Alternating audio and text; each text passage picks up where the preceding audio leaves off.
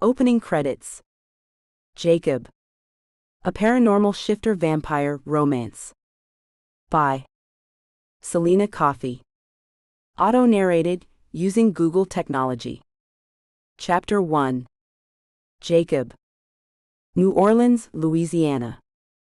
Jacob moved deeper into the shadows of the dead-end street, the old buildings around him damp in the fog found so often in New Orleans. His black hair and eyes, paired with his black clothing, helped him to blend into the darkness. Pulling his hand away from something slimy on the wall, the tall man wondered how much more of his life would be spent in the shadows. They were a welcoming place for Jacob, a normal habitat for the middle Alexander brother, but he preferred the warmth and light of sunshine. Always in the shadows, always playing the caretaker, Jacob now found himself once again doing as his older brother Cade bid him. Of late, Jadrian was at the center of Cade's bidding. As if it weren't bad enough that the entire clan and the shifter world were in danger, Jadrian was messing around with vampires, using their blood as a drug. The vampires had always known their blood could cause euphoria and intoxication to non-vampires, but had kept it secret until 5 years ago. As the non-magical world sought better and more exotic drugs to make their reality disappear, the vampires started to use their own blood for astronomical profits. The international magical community had criticized the vampires' attempts at ensnaring humans into yet another drug habit, and the vampires had finally agreed that only the most discreet and richest of humans would have the luxury of purchasing the drug, their very own blood. As though addicts are ever truly discreet, Jacob thought to himself, as he softly stalked along the wall, finally spotting his quarry. He could have shifted into a tiny insect or a blackbird to make his endeavor stealthier, but Jacob preferred to stay in his human form. He didn't like the way his thoughts turned animalistic when he shifted, less human and less compassionate. At times animalism was needed, it would likely be needed in the future, but for now he preferred to keep his human form. Trying to resist the urge to pull away from the damp wall, the night air hot but still somehow cold, he listened to the conversation taking place in the box-shaped dead end, using the corner of the building as a blind. "You're needing more than usual, Jadrian, what's getting to you?" The vampire, typical black-haired and pale-skinned, asked his brother, his lacy cuffs swinging as the vampire swept back his black hair. Jacob rolled his eyes at the effeminate gesture. Geez, these vampires and their affectations, could they be bigger stereotypes? Jacob wondered if he dyed it. Could vampires dye their hair? He realized he needed to learn more about the group than what he'd learned through overheard conversations, films, and books over the years. In his early 30s, Jacob didn't have much time for reading anything that wasn't about business matters, but decided he'd have to look in the library of the sanctuary, an old monastery, when he got back there later. "It's been a tough time lately. Just give me what I came for and F off with the chit-chat, Aiden. I don't have time for it tonight." Jadrian was tall and Nordic-looking, with the physique to go along with it. He brushed Aiden's hand away from his own blonde hair. Jadrian was staring daggers at the vampire when Jacob peeked around the corner. Standing in the shadows, wondering if it was a slug he had just squished beneath his hand, Jacob cringed. Jadrian was usually calm, but when somebody pushed his hothead button, he could go nuclear.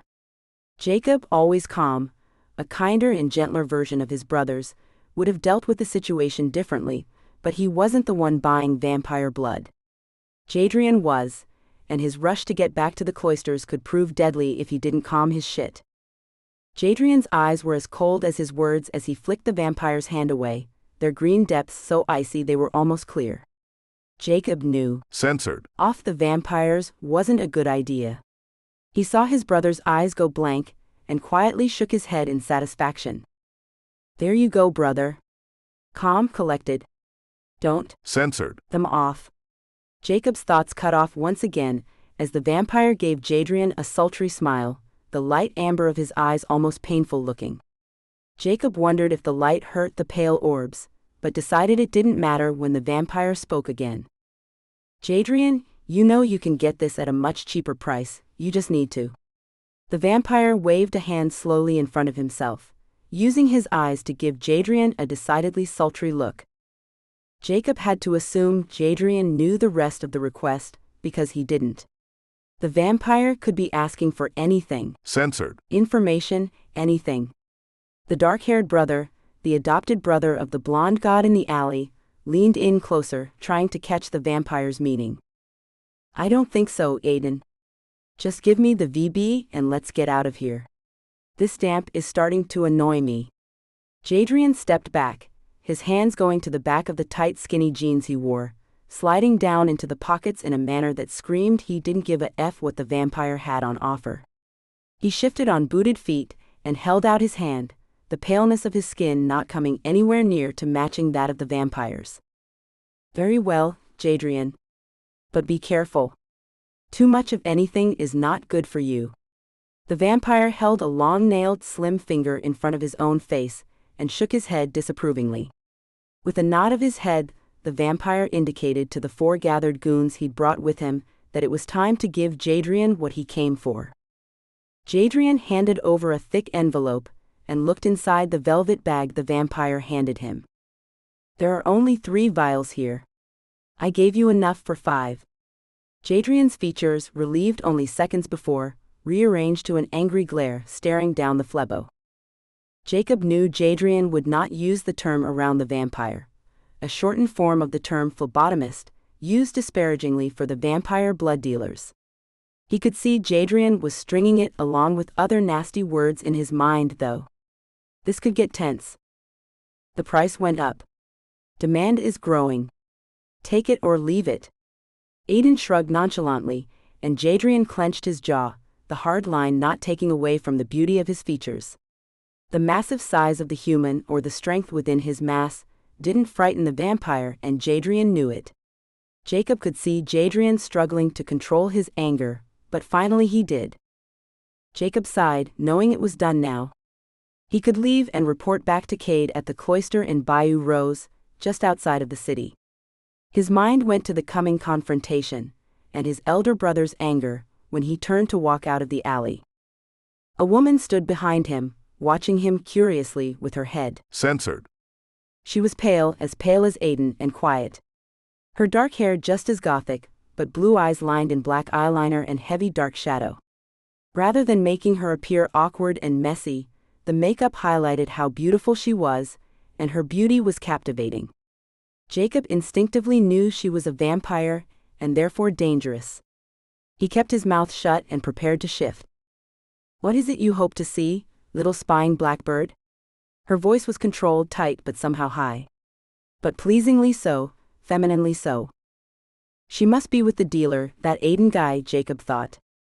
His heart started to pound so loudly in his. Censored. He wondered if she could hear it. She was so very captivating. He was so enraptured by her that he couldn't speak, he could only stare. He didn't know if it was her disconcerting gaze, her beauty, or fear of being caught that made his heart race, but his instinct told him to shift. His instinct screamed at him to shift, to fly away quickly, but she was so lovely in her black leather pants and light blue bustier that he couldn't think. Her Censored. overfilled the top, more than even his own large hands could take in, and he stared for a moment before his gaze moved. Her pale shoulders were exposed to the damp night air, as she stood on 6-inch knee-length black leather boots. Her long black hair covered her back down to her waist, and long black feathers on delicate silver chains adorned her ears. Jacob decided she was a formidable picture of deadly innocence. She should look like some ridiculous caricature of a Hollywood blockbuster, but the look suited her. She wore it all well. Her beguiling gaze, her alluring body and her enchanting voice were dangerous, a danger he couldn't afford to be enthralled by. Vampires were weapons of seduction, meant to entrance their victims. Jacob knew this wasn't a weak woman. She was a vampire that could snap his neck in the blink of an eye, and if she was with the Flebos then he was in grave danger. She glided up to stand close to him, her Censored. just barely touching his own. Censored. If he breathed hard enough to expand his, Censored. he would actually touch the gorgeously pale globes. She was tall as well. He looked into her eyes and shivered. He couldn't look away. You are a handsome fellow, Blackbird, but I thought you were someone else. All of you Alexanders look so alike. It is intriguing, wondering just how alike you are. The unnamed vampire brushed a finger down his face, the nail long and tapered. He felt drawn to her, Censored. coursing through him unlike anything he had ever felt before. He tried to make a reply, to tell her to leave him alone, but he could only stare because his Censored. was too heavy to move, hoping the reaching finger would touch his lips, quench his need to know what she would taste like. You are intriguing enough on your own, Blackbird. Shall I take you home with me? Make you mine in your own gilded cage?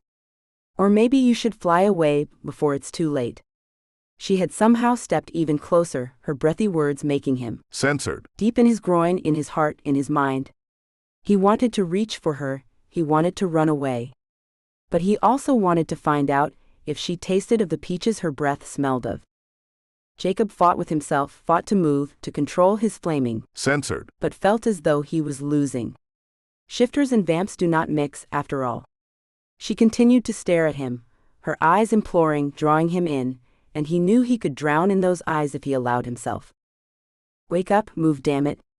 Jacob screamed the words in his mind but couldn't move, and he couldn't speak. He was frozen in place and panicking.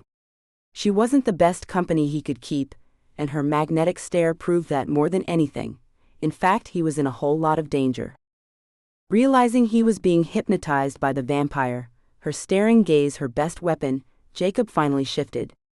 For a fraction of a second he feared he would not be able to shift, but he felt the whoosh as his body changed, and he flew away. Up, swiftly up, Jacob flew in the blink of an eye. There was no long, scream-filled bout of adjustment as his bones and muscles twisted into his new shape. Jacob simply made a decision, and he was what he wanted, a flying shadow in the darkness. Although his shadow cast a much larger, much darker shape than he had intended. Rather than shifting into the blackbird she had accused him of being, as he had intended in a sarcastic "F-you" to the vampire, he had shifted into the shape he was most at home in. The black and red speckled shape of the dragon he knew only he could become. Beginning to lose his own human thoughts to the dragon form, Jacob flew in the direction of home and his brother. Cade was safety, Cade was power, Cade would keep the vampire at bay, even in the heart of the American magical court. He needed to get back to Cade. Jadrian. Jadrian wanted nothing more than to head back to Kansas, where he could buy all the VB he wanted, without greedy vampires stiffing him for the drug he needed to keep up with his shifter brothers. He knew he shouldn't be buying VB, but he needed it sometimes, to keep him going, to give him the stamina humans simply didn't possess. He needed the hit of power, strength, and euphoria the vampire blood offered. Tonight was a big night. As a human, he didn't have the stamina of his brothers, but he would never tell them that. He would never admit his weakness to them, so he used VB to get him through the hardest times. Jadrian knew he needed it now more than ever. A lot was riding on his shoulders. The pressure was building inside of him as the weight became heavier, the need for the blood growing with each day. The Mungans, his family's longtime enemy, destroyer of his parents, and hopeful destroyers of the world, had finally come out of hiding, and the motorcycle gang they were using as operatives were on the warpath after Cade turned some of their clan over to the magical court.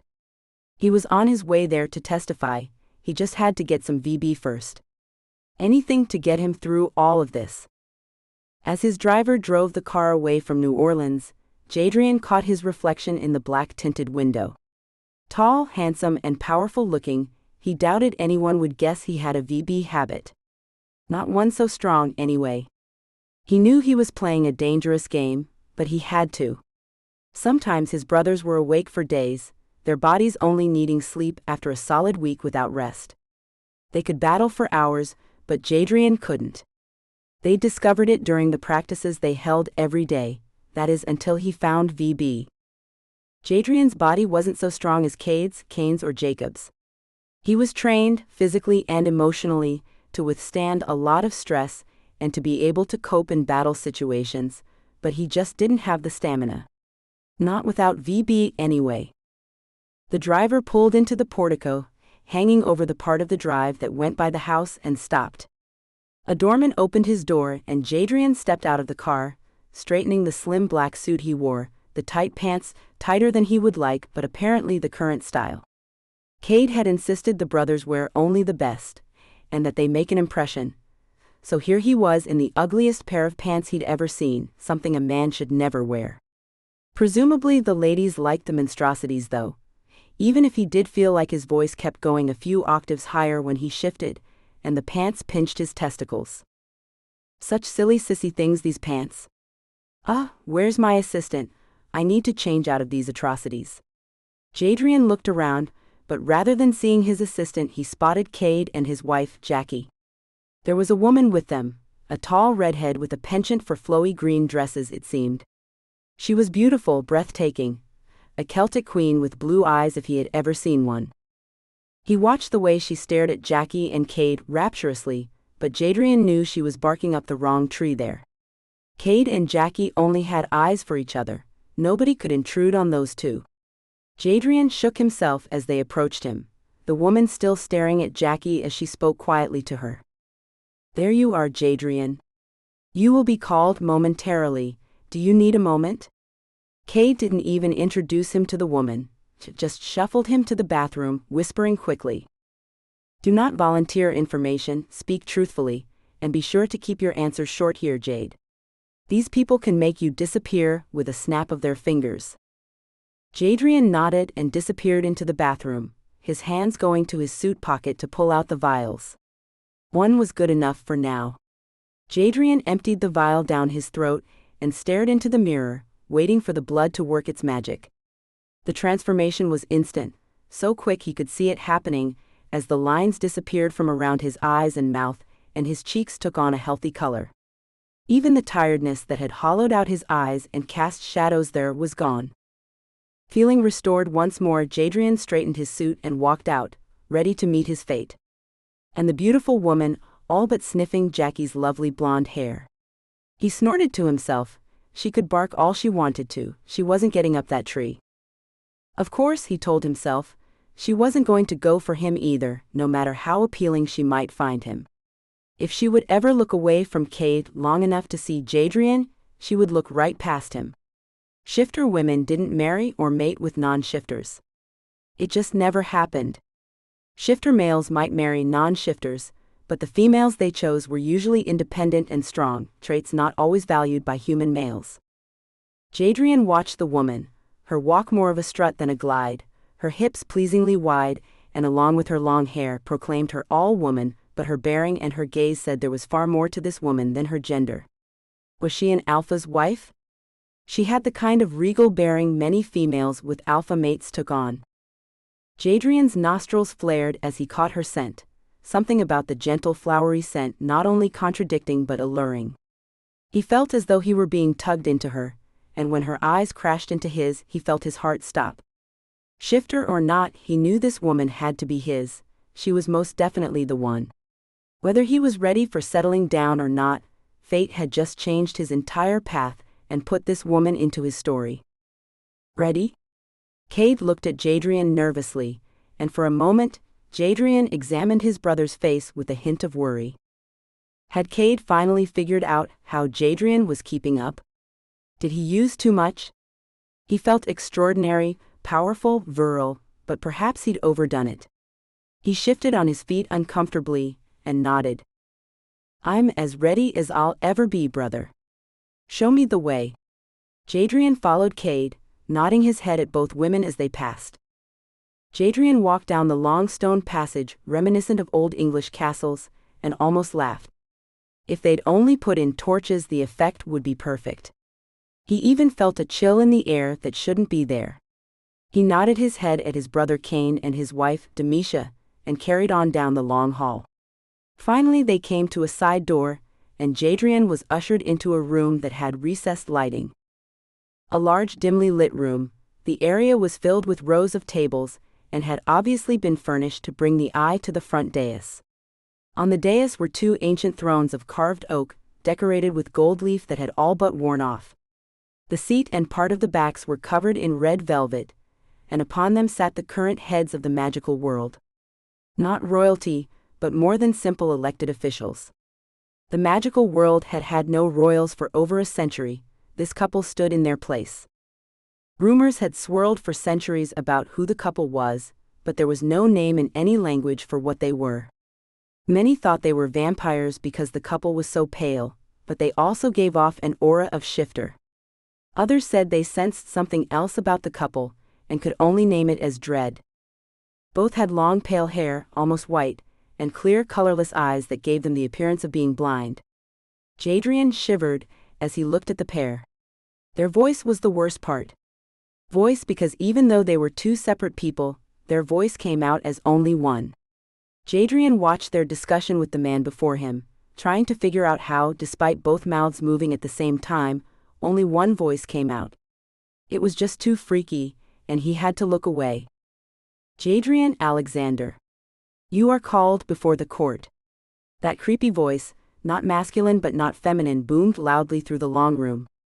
He moved up to a long blue carpet edged in gold, his head bowed as he approached the dais. Once he got to a spot marked on the carpet with 2 gold circles, he knelt. Cade had taught him the procedure earlier in the day. Protocol was everything here, and this wasn't the place to display the censored attitude he usually gave the world. And what do you come to tell us, Jadrian Alexander? The voice gave him the willies, and Jadrian tried to repress a shiver. Yeah, these two weren't getting his patented censored smile that could make a woman's panties fall off, or a man doubt his sexuality for a moment. I have come to give witness about the Mungans and their activities over the last few weeks. His head was still bowed, following the protocol that stated that he couldn't look up until they allowed it. This sucked, bowing and scraping before people who weren't even royalty. Not cool. We know what they are doing. We have interviewed enough people about them now. You are not a magical, why are you here? The voice sounded bored but curious, and Jadrian shifted, his knees beginning to protest, even with the VB. You called me here. Jadrian had to fight the urge to add "duh" to the end of his sentence. He usually wasn't one for protocol, or holding his censored, but as Cade had said, these people could zap him out of existence. Indeed. There was a bit of a harumph, as though the voice knew he'd mentally added that "duh" after all. There was a moment of quiet, as the ancient pair shifted on their thrones.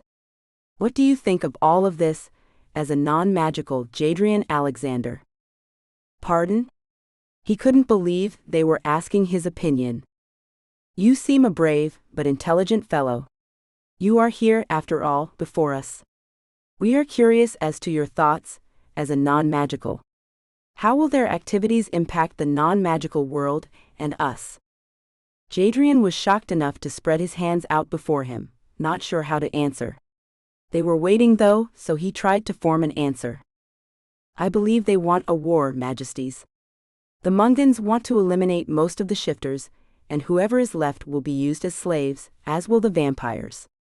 For some reason they believe they can overthrow you, wipe out most of the non-magical population on the planet, and set themselves up as overlords. They want to enslave the world and set themselves up as the ultimate kings, with only the few needed to give them what they need to survive and control the remaining population. Indeed. Jadrian was starting to see that the word was used as filler, to buy them a moment to allow them to think.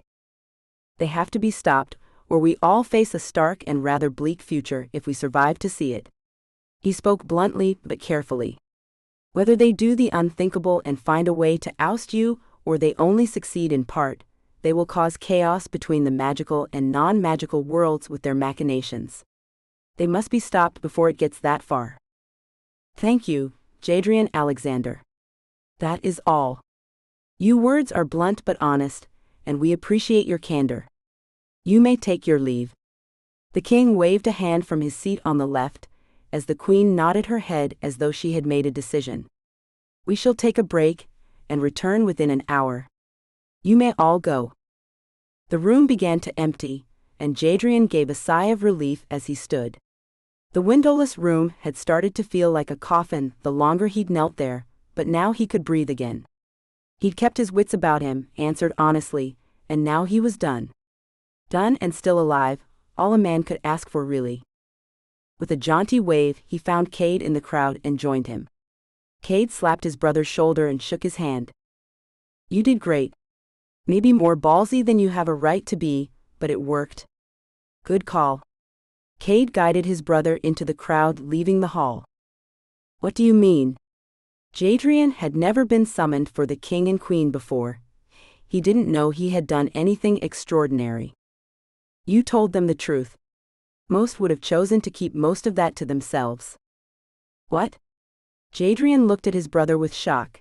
Had he been nearer to death than he thought? People have been zapped for less. Sometimes they respond favorably to blunt honesty, but most of the time it is the old zap. You must have impressed them. Jadrian felt his knees go weak, but he steadied himself. Damn, that was close. Chapter 2. Jacob. Jacob wandered the halls. At a loose end now Cade was in a meeting. Normally, Jacob made it a point to report to Cade immediately upon his return from a mission, but his brother was overseeing Jadrian as he met with the royal rulers of the magical world. Jacob shivered and ran a hand through his black hair, remembering his own meeting with the overly tall couple. Jacob was over 6 feet tall, but the couple both stand over 7 feet tall. And their appearance was, well, gross. He shivered again, glad that he wasn't here in the bayous with them every day. Give him Kansas any day of the week. Moonlight shot into the windows lining the long passageway as he passed each one, sparkling at him in long winks as he went by. The night was growing old now, and soon the sun would burst across the horizon, brightening the day. Another night of little sleep and a lot of work. Wanting nothing more than a hot bath to sink into, Jacob headed for his room, little more than a cell situated somewhere down this hallway, he was sure. The long halls of the former monastery, built in the 18th century in a rather Gothic style, were unsettling and echoed even the slightest of sounds. The dark building was entirely intimidating and exuded an air of menace. Jacob assumed it was something the magicals thought of to scare off curious humans. Why else would you want such a frightening atmosphere in a place where the magical world came together for peace? With a confused look, he realized he had missed his room somewhere. He was too far down the hall. He was turning back when he realized he wasn't alone. Standing about 10 feet away was her, that woman, the vampire woman. His brow creased even further as he saw her. He wasn't afraid of her. He knew he could get away, but why was she here? Shouldn't you be crawling into a hole to avoid the sunlight by now? He hadn't meant the words to come out so acerbically, but they did. He watched her as he waited for her response, ignoring the tall brunette male standing behind her in the shadows.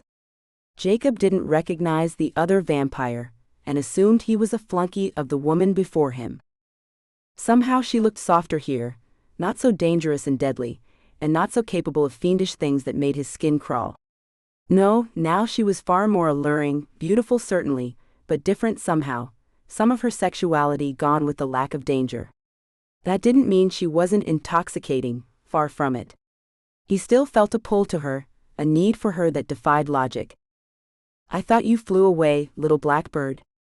Her words were just as soft, but her voice didn't hold that lacy veil of venom as it had earlier. She stared at him, as though he were a bug she was about to eat. Why had she dropped the attempt to hypnotize him? He wondered as he realized that was the difference between now and their earlier meeting. Had she figured out it didn't work as well on shifters as it did on humans? Jacob didn't feel afraid. He was a shifter after all. He could get out of most situations, but he was intrigued by her, and that could be just as dangerous as her attempts to mesmerize him. Jacob examined her as time stretched out between them, the silence growing long. Why are you here? He wondered aloud, his hands itching to explore the bare expanse of her shoulders. Dressed in a black dress that pushed the top of her censored up high while flaring out around her thighs, she was seductive, her pale skin almost too white to be real. Jacob couldn't look away, and wondered if he was incredibly wrong about her ability to mesmerize him. She walked towards him, stalking her prey. Was she going to censored him? Somehow it didn't surprise him that he still felt the longing to taste her lips. He only had eyes for those plump ruby lips as she stilled in front of him, her censored pushing into his. censored She didn't touch him as she looked up. She just stood there, her eyes drilling into his. Jacob felt a deep, censored low in his abdomen as she stared up at him, her face impassive, far too seductive. He wanted her. censored Me? She whispered the plea, and Jacob couldn't say no. He forgot that he'd been looking for his room. He forgot he still needed to report to Cade. He let his world become the woman as his lips found hers. He didn't know why, he hadn't been hypnotized, but wondered if maybe he had because he'd never felt lips so soft, never. censored A woman that tasted so deliciously of peaches. That was almost his undoing, the taste of her, and he felt a strong urge to push her against the wall and drive himself deep into her depths. He held the urge off, fighting with himself until the soft push of her, censored against his, censored sent him into the abyss. He moved with the power of a shifter, and instantly they were against the wall, his hand sliding under the thigh that wrapped around his back as he pushed into her, cradling himself in her heat. She made a soft sound of delight, and it made his pulse jump. He needed to be inside her, he thought, as his lips sought hers. All that existed was this woman, this vampire, and his need to taste every inch of her. He wasn't even upset when a man came up beside them, in the very public hallway, cupping her, censored in his large palms, even as Jacob continued to censored her. He knew the man was there, adding to her pleasure, heightening his with it, creating possibilities of things to come. Jacob pulled away and looked at the man. All he could focus on was the man's brownish gold eyes and the challenge in them. That challenge asked if Jacob was man enough, if he could take her on with another man present. The man was handsome, but also a vampire. Would he survive the encounter? Vampires and shifters didn't usually mingle, but there were no restrictions on the act of. censored A shifter took their life into their own hands, much as humans did when they mated with vampires, however. Shifter blood didn't have the intoxicating qualities that vampire blood had on shifters, but they could drink it much the same as human blood. Was this the plan then? Get him alone and suck him dry? A shiver passed through him at the thought of the woman sucking another part of him dry. Jacob blinked, looked past her eyes down to her lips. Pulling her to him once more, Jacob, censored his, censored deep into her mouth, pressing her to him and trapping the man's hands between them. Challenge accepted. Jacob was normally a mild-tempered man, always in his brother's shadows, but he'd never been one to turn down a challenge. This woman was pure challenge. His body was strong, shifter strong, and physically strong. He could defend himself if need be. The air of danger heightened his need rather than dampened it. He could take them both on, if it meant he got to F her until she screamed his name. What he'd seen in the man's eyes was something he thought he'd never be offered, a chance of a lifetime, and that challenge had been reflected in her eyes. Jacob, his brain now doing little more than answering his body's demands, followed them as they led him to a chamber far away from his own. He followed quietly, his mind already providing images of what was to come, what he hoped was about to come. He watched the sway of her bottom and felt his groin tighten. Soon that part of her would be bare. He'd feel her silky skin and perhaps see the black garter she wore stretching across it. He loved a woman in a garter belt and stockings. They arrived at a larger chamber, much finer than his bare monk's cell, with a fireplace along an inner wall. The room, lit only by the fire, was draped in velvets and furs, expensive coverings designed to keep the occupant warm. Perhaps vampires felt the cold more than he realized. Louisiana was a hot place to live, but something about the monastery kept it at a little above freezing all year round, even in the depths of summer. Could the bone-chilling cold reach a vampire's core? Jacob squinted at the woman for a moment, as she went to a drinks tray and prepared 3 drinks. What was her name? She looked as though she would have an exotic name, perhaps something Slavic or Italian. Maybe something even far more ancient, Mesopotamian or even Phoenician. She didn't appear ancient, but something about her gave off the impression that she knew things that man had long ago forgotten. Jacob shook himself, the moment passing as her fingers brushed his to get him to take his glass. This scene has been censored to provide a safe and enjoyable reading experience for everyone. Jacob considered taking it further, He considered ensuring she was as wrung out as she looked, but he was uncharacteristically exhausted. When he fell over, completely unconscious, he wasn't aware of it. The female vampire sat up, looked down at him sadly for a moment, and wiped at her face to smooth the look away, along with the sweat dripping into her eyes. A coldness replaced the tender sadness on her face the male vampire never saw, not that he would admit it anyway. "Pick him up, let's get him out of here," she told him, stealing her shoulders as she went for a robe to cover her nudity with. The night wasn't done yet. Jacob's head pounded and he groaned in misery as he came awake, dawn barely piercing the small window high above his head. Where the F was he and what the F had happened? He tried to turn over but his arms were sheathed in metal, as were his legs. Fear overshadowed by anger rocketed through him, as he tried to see in the darkness that still ruled the room he was in. "I tried to warn you, Blackbird, but you flew away too quickly. Now it is too late." He heard her seductive voice in the darkness, and memories flooded back into his brain. Her moans of delight as she writhed into his face, the way her nails dug into his ass as she came, flexing into her with a groan as he exploded inside of her. Then darkness. Nothing. What had she done to him? What was she going to do to him? Jacob stilled on the bed, as the sound of metal scraping metal pierced the silence, and he strained to pick out lines in the darkness but couldn't see any. Then her voice was in his ear, whispering quietly so that only he could hear. "I didn't want to do this, but we have no choice. You are our only hope. Please do not fight me. You will not win." Something pierced the tender flesh of his right arm, and her lips, the lips he had longed to have on his flesh not long ago, began to suck at his arm. What the F was she doing? He wanted to struggle, but knew it truly was no use. The clamps around his wrists were made of silver, silver that had been enchanted, even he couldn't break them. Which meant he couldn't shift to get away either. Suddenly she stopped sucking, a sigh escaping her bloodied lips. He could almost make her out now, the sky brightening just enough to let him see that she was nude and that her lips were stained with his blood. "You are the dragon shifter. You will be our salvation." Then she began to suck at his arm once more, and Jacob gave a silent scream of horror and fear in his head. He knew, wherever he was, that nobody could hear him.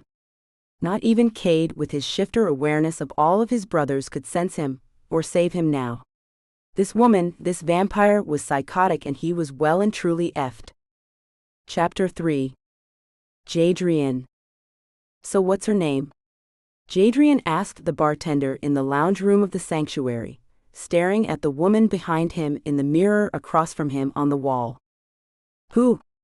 The bartender, a middle-aged man wearing a black vest, black pants, and a white shirt with rolled-up sleeves, plunked a glass of beer in front of Jadrian and looked around. "The redhead?" "Yeah, the redhead." The redhead was currently giggling with Jackie, Cade's wife, her hand resting intimately on Jackie's arm. Jackie had thought out then. "That's Alana, head of the Tuscola clan." The bartender's eyes held a look of admiration. "Alpha is she?" Jadrian asked, studying the woman more deeply. "An alpha." Slugging back his beer, he left some money for the bartender and stood. "Well, that girl is barking up the wrong tree." "Again?" "Might be, but what a tree to bark up." Jadrian had to agree as he walked away, heading out of the lounge and into the darkened hallways. He hated these things. Anybody could sneak up on you. "Where's Jacob?" The voice came from behind, and Jadrian turned to find his oldest brother standing there with the baby of the family, Cain. Cain looked like he was ready to head back to his farm, and Jadrian felt ready to go with him. Jadrian and Cade were alike in many ways, but not in the looks department. They were very much alike in personality, but day and night in the looks department. Jadrian looked over at his brother, leader of their clan, and gave an exasperated sigh of frustration. He wanted to get back to his room and brood in peace. Am I his keeper now? I have no idea where Jacob is. I'll go look for him. Jadrian was feeling frustrated and a bit peevish. Alana, the seductive temptress filling his head with fantasies, seemed to only have eyes for Cade's wife. He'd hunted her down in the dining hall, hoping Jackie would introduce them. They'd never looked up from whatever deep conversation they were involved in. He'd followed them into the lounge, but was still no better off. Normally Jadrian could intuit Cade's thoughts, years of practice aiding him, but between Alana's lack of interest and the vampire blood, he felt on edge. Cade looked at Jadrian, and Jadrian knew he was seeing the anxiety, but his brother chose not to comment on it. Jadrian breathed a sigh of relief and went off in search of Jacob, but the beautiful woman took up most of his thoughts. He wandered the cold halls that even the humid Louisiana heat couldn't penetrate, and cursed under his breath. He wasn't used to feeling like this, it was something totally new.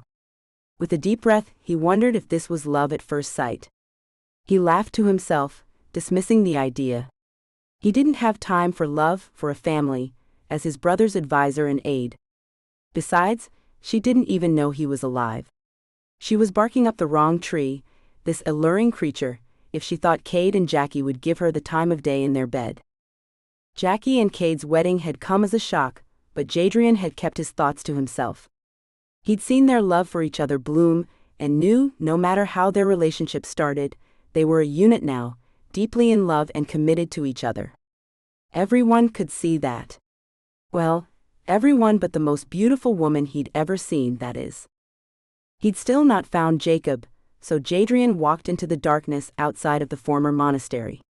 Disconcerting sounds came from the swamp nearby, chirps, growls, and drawn-out sounds that were likely the death cries of small animals, sending a shiver down Jadrian's spine. He doubted Jacob was out in this. Jadrian took a deep breath, trying to clear the redhead from his mind, but she stayed resiliently put. Stalking back into the safety of the building, Jadrian wondered if he'd ever get the woman's attention.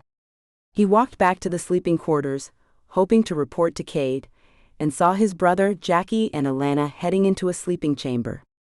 Jadrian went back to the corner he'd just passed, and stole a glance around the side.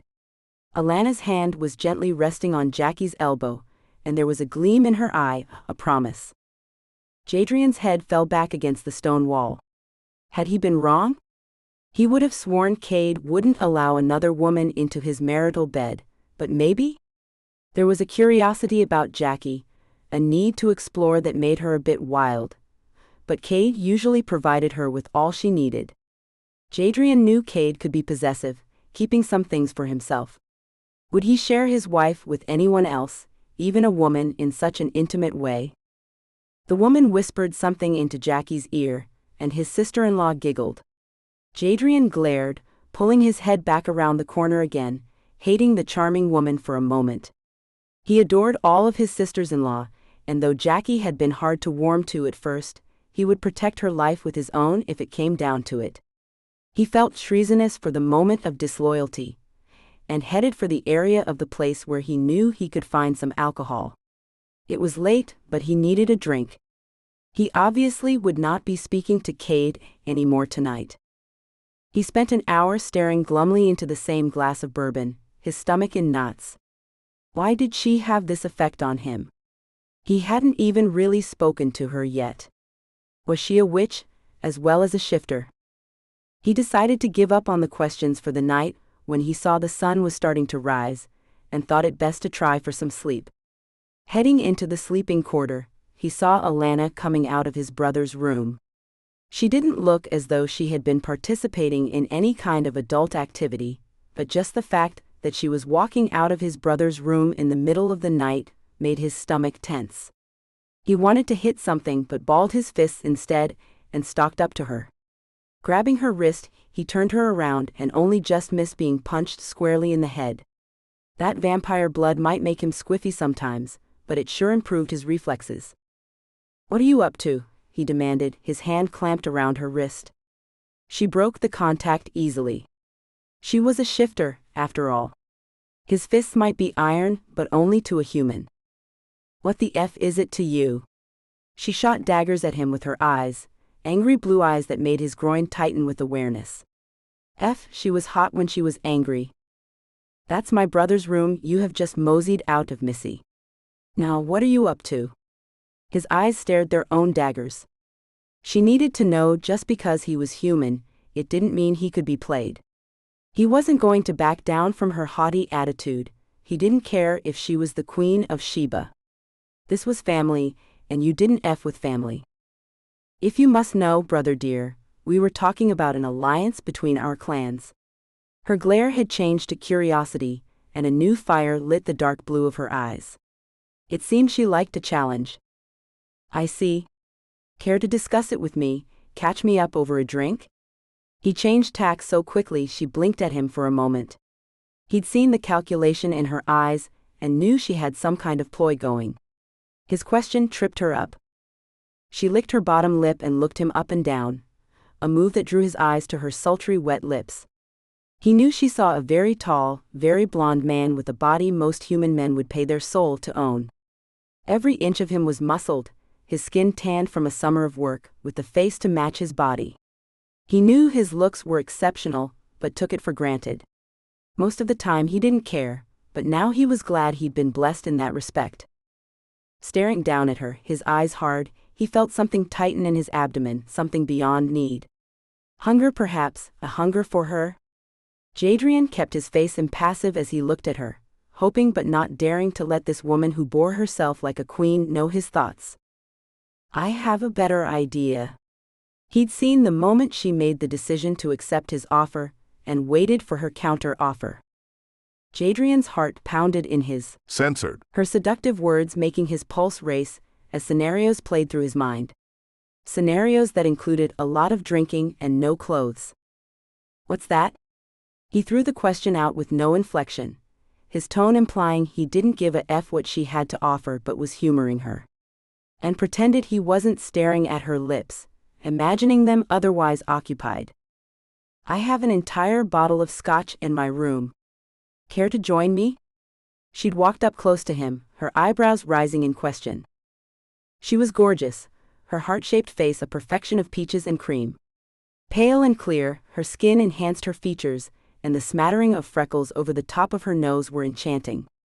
Jadrian had to fight to keep from pulling her to his own body, and when a painted green fingernail found its way to his. Censored. He couldn't stop the sharp inhalation that gave him away.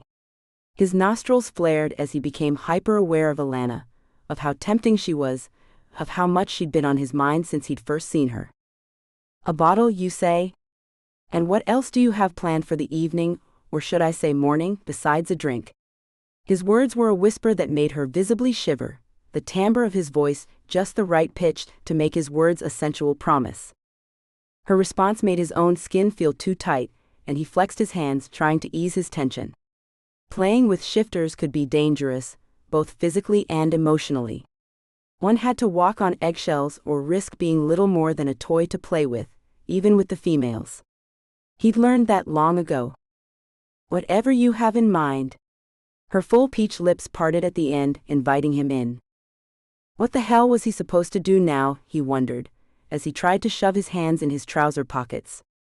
Stupid, sissy skinny jeans were too tight, so he stood there with his fingertips in the tight pockets. Shifters mated with who they chose when they chose, sometimes even the married ones mated with others. But she had something up her sleeve, and he wasn't sure if that was going to benefit his own clan, or if it would put them in even more danger than they were already in. She could be working with the Mungans to eradicate his tribe, or perhaps she was trying to use him to get to his brother and the other man's wife. Maybe she was being truthful, and she had been discussing an alliance with his brother. Something about her set him on edge, and it caused him to doubt what she said. With a tight groin screaming at him to follow her, Jadrian wasn't sure if he should listen to his body or his mind. He wanted her, but maybe he'd made a mistake when he'd stopped her in the hallway. Jacob. Jacob woke up in the cell, sunlight barely beaming into the room through the tiny window above him, high on the stone wall. The silver chains were still in place, and he groaned, the silver starting to burn after hours of contact with his skin. The chains were thick, brutally thick, and even he wouldn't be able to break through them, not with the enchantment on them. Flinging his head back against the pillow, Jacob wanted to scream, but out loud this time. You won't be in the chains for much longer, little blackbird. Soon you'll be one of us, and you'll be bound to me and only me. I have begun the process already. Her silky voice came from somewhere around his feet, and Jacob shifted, his head swiveling as he looked down his own nude body to the bare woman at the end of the bed. "What have you done?" Her words had showered him with fear. She could only mean one thing, but you had to give permission for what she was suggesting. The magical world required it. Jacob's fear was forgotten for a moment, as his gaze finally found her huddled in a chair at the end of the bed. She looked so vulnerable, so chaste even in her nudity, that his heart melted for a moment. Then cold fury washed over him as she looked up and her gaze caught his. "I have done what needed to be done, what your brother was too weak to do. The Mungans only grow stronger as we sit here, investigating, making plans, trying to follow our own laws. It's admirable, I'll give Cade that, but this isn't the time for diplomacy. This is the time to attack, to annihilate that which threatens us the most." Her words had grown more vehement as she spoke, the anger, fear, and urgency making him pay attention to her. "And where do I fit into all of this? Will my blood make you fertile again, and create a child that'll be the chosen one or something?" Jacob scoffed at her and let his head fall back against the pillow again, his body and mind tired out even from the brief exchange. Something was wrong with him. Jacob became more aware of this, as the strength began to ebb away even quicker. He could barely even find the strength to breathe now. "You'll find out soon enough, Jacob.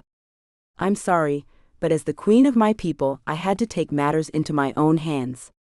There is knowledge we have kept from the world, from even the magical world, about a shifter that is unique, that can save us all. Even amongst our kind, the shifter is considered a myth, but the first time I saw you, I knew there was something different. I suspected, but I wasn't sure until you flew away. You're a dragon shifter." Her eyes revealed a bright spark of hope, and Jacob felt as though he'd been plunged into an even deeper well of fear and powerlessness. As his strength ebbed, he looked over at his arm. An IV was sending a red liquid into his veins, the line open and running quickly through the process. His eyes widened as he realized his fears were valid. She wasn't only breaking the law, she was destroying him. "But it's only a myth. Sure, I'm a dragon shifter, but what you're doing is, you can't do this. You don't have my permission." He pulled at his arm, but it was strapped to a board connected to the bed. His other arm would not reach, and he was well and truly stuck. He looked back at her, pleading. "Please don't do this to me. I beg you, please." The woman, he still didn't know her name, looked away, hiding the heartbreak in her eyes, but he saw it. She didn't want to do this, but then why was she doing it? "It has to be done. You will save us all, Jacob. You will become the vampire shifter, the only one capable of surviving the transformation, and you will become the most powerful being on this earth. My king, my minion, and my savior. The savior of us all." She walked away then, leaving him alone as his organs began to fail. "No. You can't. You'll kill me. It's only a myth." His words rang out in the cell, but not a soul answered him. As he lost the ability to breathe, as he felt his heart begin to stop, Jacob mourned for his brothers, for their families, and for himself. He also mourned for the selfish, stupid woman that had done this to him. She was killing him for nothing. She'd bring her own clan down by breaking the law, and she'd cause a rift in the magical world that might never be repaired. As he thought his final thought, as the world went dark, he mourned the failure of such a stupid and desperate plan. She'd killed him rather than saving him. In the darkness of death, Jacob felt a presence, a gentle soul that was little more than a spark in the darkness. The blue light came near, and he sensed rather than saw that he was nothing more than a red flame burning in the darkness. He had no form, no shape, just thoughts and flame. What had she done to him? "You are safe, Jacob, you'll make it through the process. I know you will. You're the dragon shifter." Her words weren't really words, more the memory of sound, something he couldn't explain, but he knew that he could communicate with her in this hell of nothing. His thoughts blasted her, his rage formless as the flame that he was became a roaring inferno of grief and anger. "What have you done to me?" When the fire had roared for what felt like hours, he calmed down enough to communicate with her, but it was little more than a whisper of a memory. "You are changing. This is a phase, that's all. Only a phase. We all go through it when we're changed. Her light shifted, came nearer to his now that he wasn't flaming so high, and Jacob was aware that the anger was still there, but he could only be resigned to his fate for the moment. You're lucky, you know. Her communication held a hint of her own anger. My maker was a cruel man, a man that created out of censored, not out of the need to enhance our species as we do now. Back then, they just did it to whoever they wanted to, without even so much as a reason. I know I took you without permission, and there will be consequences, but this had to be done, Jacob. It had to be. Her communication stopped for a moment, and Jacob felt his flame go lower, his calmness making his form calm as well. I was born Sabrina Adelasia Giulietta Margherita Tornabuoni in the 15th century. I was distantly related to the Medici family. I lived a life of privilege, of wealth that is unimaginable even for today's billionaires. Excess didn't even begin to cover the life we lived, even as females in that time period. It was a fairy tale that can never be repeated on this earth. I hope it is never repeated because for all of the wealth, there was sickness of the mind and body, there was unimaginable cruelty and brutality that is only rarely seen today. We had no limits, no law to stop the things we did or schemed to have. The world was a rotten place, even if I did love my dresses and the way my hair was done, even if I did love my mother beyond all things. So her name was Sabrina. At least he knew her name now. Little comfort, as he felt a twinge of pain begin in the area where his feet should be. What was happening now? Sabrina started to communicate again, and Jacob forgot the tingling pain of 1,000 ants biting his non-existent toes as she spoke. I was married at 19 to Giovanni Bardi, an old man from another banking family in Florence. I was grateful that he would have me at such an advanced age. He took me away from Florence to the hills of Tuscany when the plague came to the city. We left my family behind, my friends, anyone that could have protected me, and we fled to a small villa he owned there. I didn't like my husband, but I respected him as my partner. I was heavy with our first child, and I think he was more concerned about me giving birth than preserving my life. Her communication stopped, and as soon as she paused, the pain came back, now spreading as far as his heels, and as the torture tore through him, he wanted to scream. Quickly her communications came back, easing the pain once again. I was having pains the night Antonio came to our door, begging for bread. If I'd known what he was really after, I'd have bricked the door up to prevent what came next. I didn't know, though. I wasn't completely naive. My father had consented to my education up until my marriage was arranged, and growing up near the Medicis, you don't stay innocent for long, but I had no sense that the man was evil. Nothing jumped out at me, you know? The strange mix of her old-world Italian, a language he had only just realized she'd been using, and that he'd astonishingly understood, and modern-day English drew his attention and interrupted the story. The pain was in the back of his heels now, and the censored to scream was becoming unbearable. How did you scream without lungs? My pain started in earnest as I let the man in, after I gave him bread and sausage to eat along with some beer, and I took to my bed. Giovanni sent for the doctor and midwife, telling them to argue it out amongst themselves over how to best treat me. I left it to the house servants to care for the man and to see him out. For whatever reason, they decided to let him stay the night. Perhaps they had discussed it with my husband, perhaps they had simply forgotten him, but he stayed. She paused again, and Jacob felt the pain crawling up his legs, legs that had not been there a moment ago. She spoke again, and the pain was gone, and he knew his flame was flickering with his relief. He couldn't scream, but the urge to do so was there, growing stronger each time she paused. I labored for hours, my body fighting against me because the child wasn't turned correctly. The doctor and the midwife also argued, disagreeing over how best to save it. By the time the doctor came to me with a dirty kitchen knife to cut the child from my womb, I didn't care. I just wanted it to all be over. I was barely 19, newly married, newly dying.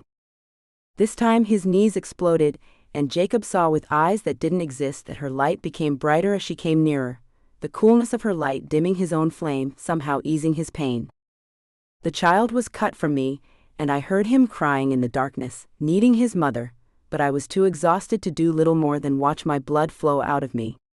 The doctor didn't bother to sew me up, he just left me to bleed to death, my duty done. My husband didn't come, and one by one the servants disappeared, until there was only my son beside me in a basket. I slipped into unconsciousness, and woke up only long enough to see the man hovering over my son's basket, and then even my son was gone. And then the pain truly began. I had thought I had died, but instead I was being reborn. To a world of pain, agony that is unimaginable. The pain you feel now. For a moment, his flame grew to something that should encompass the entire globe, but she came near once again to soothe him and spoke some more. I spent an eternity in that hell, unable to find my way out of it. When I woke up, only the day had passed, no more time than that, not even 18 hours, but my entire world had been destroyed. I found the doctor and midwife first, drained of blood, their bodies torn apart to get out even the marrow in their bones. Then my husband and the servants. I ran through the house, terrified, unaware of what I was, what I had become, but knowing only that my child was in that house somewhere. I found him in the library with Antonio. Her flame flickered for a moment, fell in on itself as her pain increased at the memory. Jacob knew it was pain, but could do little to comfort her. He was going to explode himself. Besides, she was the reason for his pain. He'd kill her if he had hands to do it with, or so he thought to himself. Sabrina struggled but finally pulled herself together, and he felt the relief her words gave him with satisfaction. Jacob wasn't sure how much more he could take. He'd felt his thighs this time, and dreaded the pain the rest of him was going to feel as the change took hold of his vital organs, and not just muscles, sinew, and blood vessels. He didn't think he would make it through the whole thing. Antonio didn't speak, as I flew into the room on feet made swift by horror. The man was covered in the blood of the dead. In the blood of my servants, my husband. And he was cradling my son, the only son I would ever birth, in his arms. So when you ask me if I was trying to make some kind of hybrid child, well, I do not know. I will only ever have one child, and Antonio took him from me. He sucked every last drop out my son's tiny little body, and then broke him open to find every stray bit of blood he could. He did all of this as I wailed helplessly in front of him. As you will soon learn, you cannot raise your hand to your maker, you can't tell them no, and you cannot stop them from doing whatever they choose to do. Her pain flared again, and Jacob knew that what he'd felt before didn't compare to the sanity-stealing pain he now felt, almost as much as hers. I hadn't even seen my child alive, I only saw his broken and torn body, nothing more. Lifeless, shattered, and drained of even his essence, my child was thrown at my feet, taken into my arms, and I was allowed to look on his bruised face for only a moment before Antonio dragged me away. He wanted to dress my newly healed body, and take me for a night with his friends. I won't bore you with the details of the few weeks I spent with him. I will let it suffice to say that he ruined me, he ruined my reputation, and my family disowned me, though they had no idea of what I was by then. I had 3 weeks of absolute hell before he discarded me. I was to be grateful he taught me to fend for myself, as he threw a stack of bills down at me, money to support myself until I got on my feet. I suppose that was his payment for ruining my life. Jacob's pain when her words stopped became unbearable, and he knew this must be what hell truly was. To have your organs and body attacked by 1,000,000 biting ants, ants that you couldn't brush away or wash away, pain that was unending and unstoppable almost cracked him. Almost. There was a small glimmer of hope, hope that would lose consciousness once again, that the black world of nothing where you didn't exist might return. She gave him another moment of bliss by continuing the tale, easing the pain before he went completely insane. I took my new clothes, my new knowledge I'd gained, that Antonio gave with his blood the same as I give it to you, and the money I had left, and I went to the Medicis. I threatened to kill them all, to wipe out the entire family line, and I could. They complied with my demands, and I set out to live a life more suitable to my new status as an immortal. When people began to whisper my name too much, I would move on, a new town, a new country, wait a few decades before making the rounds again. I did this endlessly for 100 years, and though the hold of the Medicis would eventually falter, the settlement I made with them continues to support me. In the late 18th century, I found Jadrian in Venice, little more than a male prostitute at the time, and turned him. I can't say that I loved him, but he understood me. As the 8th child of a nobleman, he had little prospects for the future, but I took him under my wing, gave him far more than he could have ever dreamed of. I gave him the world. Our affair lasted for decades. We were passionate about each other and devoted. The passion has since cooled, but the devotion is still there. We still have an intimate relationship, but it is not the same as it used to be. Her communication paused, and Jacob could only communicate a scream of mortal agony.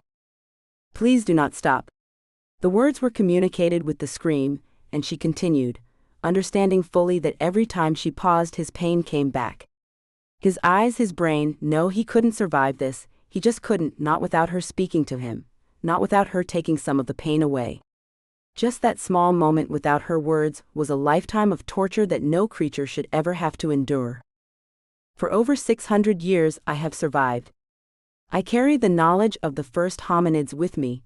I have an advantage that many do not. For centuries I have made my own way, and have been nobody's pawn. Now your brother and the other magicals want to negotiate with the Mungans? They want to appease them, or whatever it is you want to call it. Jacob could imagine her eyes rolling as she waved her hands. No, I will not have it. These people need to be dealt with, and dealt with swiftly. That is why I am creating you. I swore I would make no other vampire, other than Jadrian, that he would be the only one. But we need you. We need your fire, your strength, Jacob. Do not give up. The hardest battle has not been faced yet. And that's when Jacob exploded, when his entire being turned into little more than a firework, and he shattered into orange and silver shards within the midnight darkness of the world they now inhabited. He became nothing, but he knew everything. He had no form, but he could create anything he wanted. Centuries of knowledge passed instantly into his existence. As the light faded, so did he. There was nothing left, nothing at all. Chapter 4. Jadrian. Jadrian watched Alana as they walked to her room, her hips swaying under her green skirts in a way that drew his gaze. He wanted to know if they swiveled like that when she was coming. Telling himself he was on a mission, not out for a good time, Jadrian entered her room and sat in the soft brown velvet chair she indicated. So, you're the other brother. The adopted one, right? She said it as though he should be stung by the words, but he wasn't. He knew what he was and where he fit into the scheme of things. I am indeed. Human through and through, but still an Alexander. He sipped the scotch, watching her over the rim of his glass as she walked back to retrieve her own drink. No resentment, then? You don't feel as though they take you for granted or anything? Maybe think less of you? She stood before him, the long material of her dress hiding the length of her legs. Was she goading him, or just too rude to hide her curiosity? Jadrian felt his pulse begin to race, as he imagined shoving the skirt up her thighs and burying his head between the parted flesh. What would she taste like? Would she taste of danger, and the promise of ecstasy?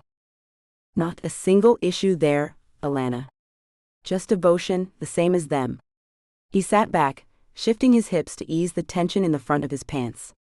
The movement caught her gaze, and a sparkle of amused curiosity came into her eyes. He took it a step further, and let his middle finger fall into his glass, swilling the liquor inside with a slow swirling motion. Her eyes were glued to his fingers, watching with parted lips. She was interested then.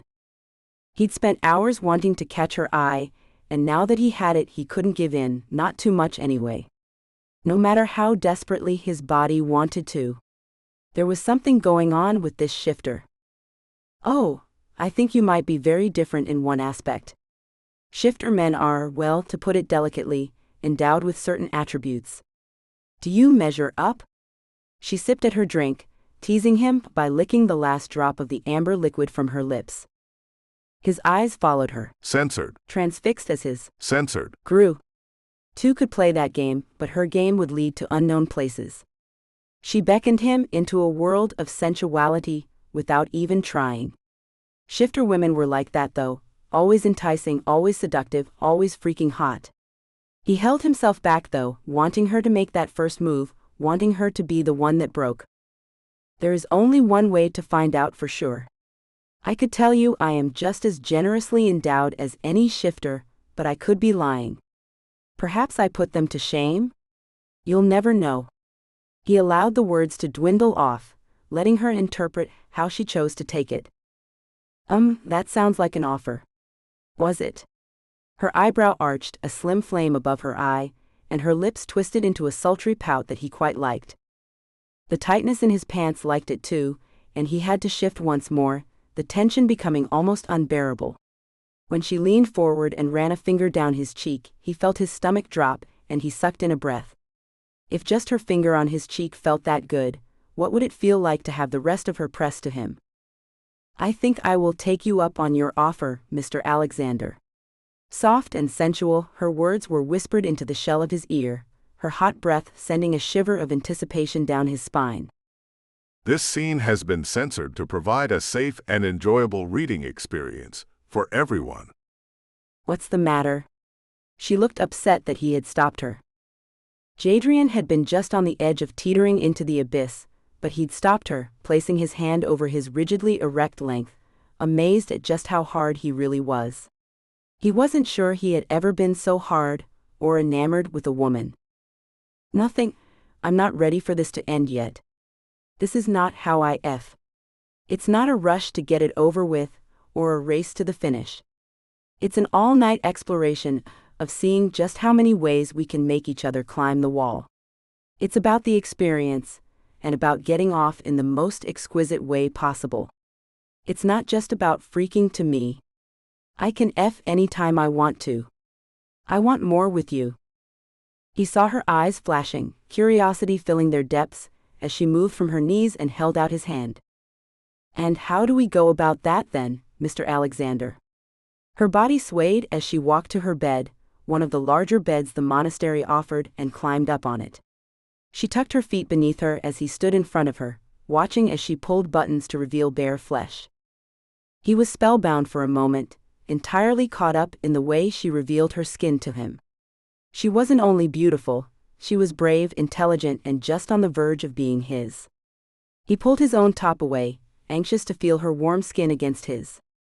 By exploring limits, my dear. By pushing until we have to stop, by pressing until the end is near and stepping away. By making it last all night rather than just a few moments that will not matter the next day. Jadrian leaned down, taking her delicate face into the rough expanse of his hand and stroking her lip with his thumb. We do it by taking it one step at a time, Alana. This scene has been censored to provide a safe and enjoyable reading experience for everyone. Alpha, you're wanted in the hall. A male voice intruded into their secret world, a world he had never wanted to leave, and Alana was gone. Jadrian felt the coldness left behind by her leaving, the emptiness she left in her wake, and looked up in confusion. What? He started, but she had thrown on a robe and opened the door. What is it, Razor? Razor, Jadrian scoffed to himself, what a stupid name. He shifted on the bed, hoping she would come back. The Alexander Alpha can't find one of his brothers, have you seen him? The voice stayed outside in the hallway. Alana had only cracked the door enough to stick her face through. Which brother? Oh, never mind, I'll be out in a minute. She quietly closed the door and came back into the bedroom. Dress yourself, your brother needs you. Jadrian had jumped from the bed the moment his brother was mentioned and had his shirt in hand. Do we continue this later then? She paused as she threw another dress over her head and looked at him as though he'd lost his mind. Of course, now get out. I'll see you later. Jadrian put his shoes and top back on and left the room, his thoughts turning to his brother, but he turned before he left. Until then, Alana. She gave him a promise with her eyes, a promise he planned to hold her to. It was going to be a long-ass day, a very long-ass day. Jadrian left her room, his body more than a little put out with him, and went in search of his eldest brother. Something must be up for him to go to others. Was Jacob still missing? What's up, Cade? Which one is missing this time? Jadrian's tone was exasperated, his frustration levels higher than he had ever felt them before. Maybe it was the vampire blood, but Alana got under his skin in a way he wasn't sure was normal. It is still Jacob, and I do not sense him. I do not sense him anywhere. Cade's back had been turned to Jadrian as he typed something into his phone, but now he turned haunted eyes to Jadrian. Jadrian stepped back, the fear in Cade's eyes making his stomach drop to somewhere subterranean. He had never seen Cade with such a pained expression, not even when Kane was in an accident and had barely clung to life. I looked everywhere here at the complex.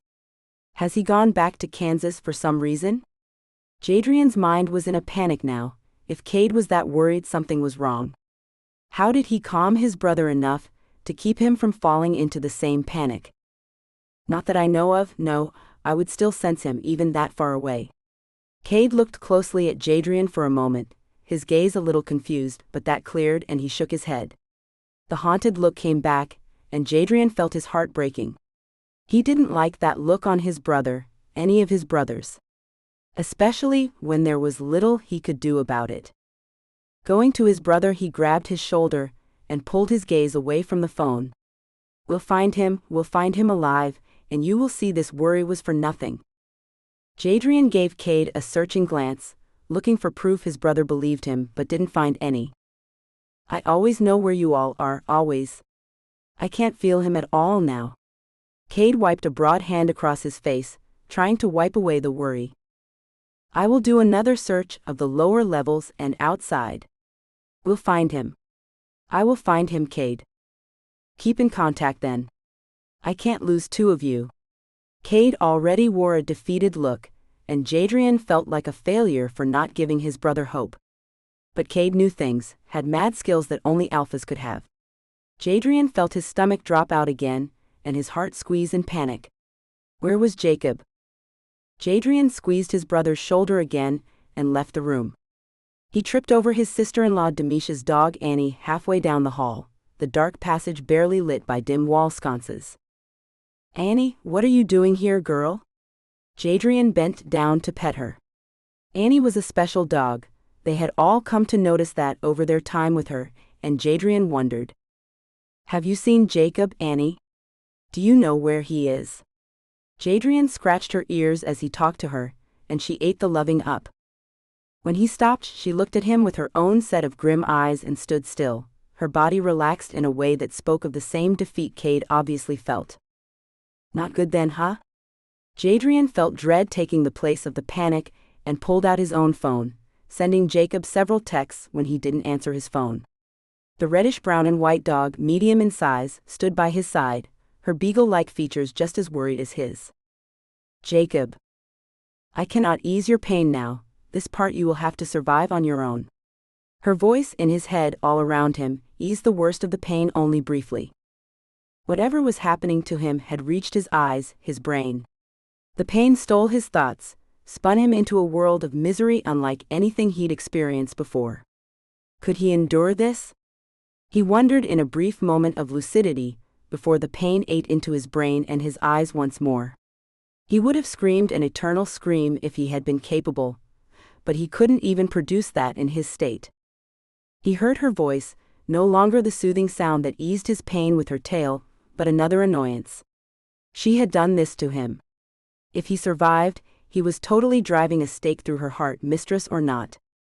At least he assumed that is what the tale she'd told him meant. He'd be hers until she tired of him. He couldn't believe his will could be so totally subverted.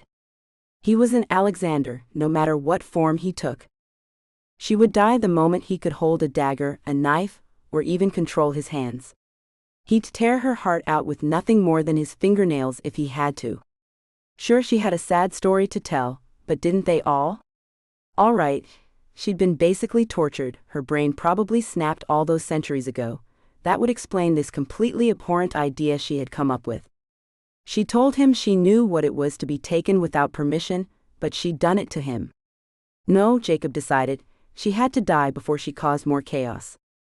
But the memory of the way she'd looked earlier, sweet, innocent, totally carnal, intruded in a moment of clarity. Her sweet beauty filled his mind, and he wondered how a man, any kind of man, could have abused such loveliness. She must have been amazing as a human, full of kindness and care. The monster that he'd seen wasn't her. Then the pain was back, but it wasn't as soul-shattering. A plan was forming as the pain eased once more. He couldn't kill her, she'd only wanted to do what was best for the world.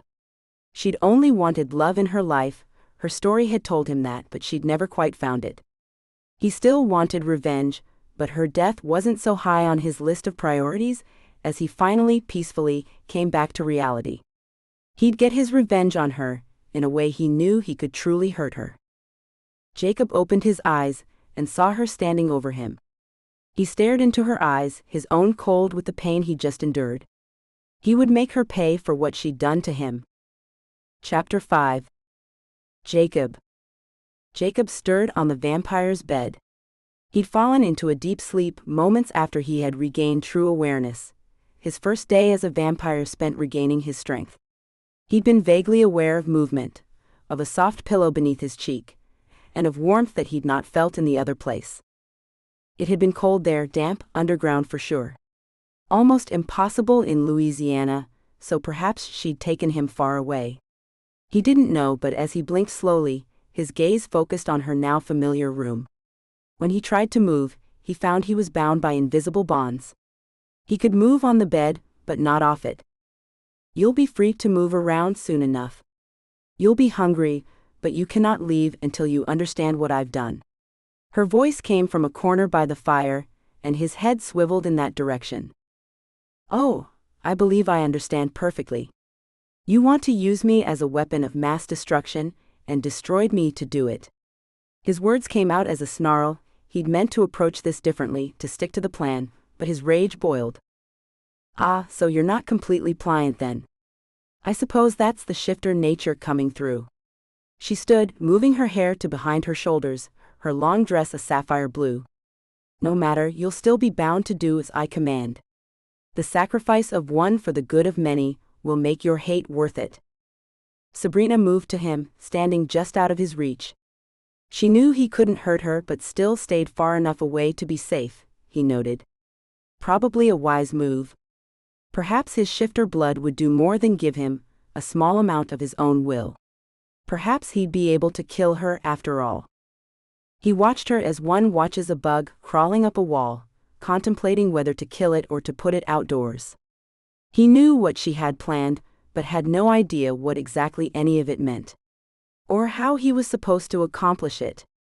He didn't particularly feel different, just not alive as he had once been. He could feel his heart beating slowly, to move the vampire blood around in his veins.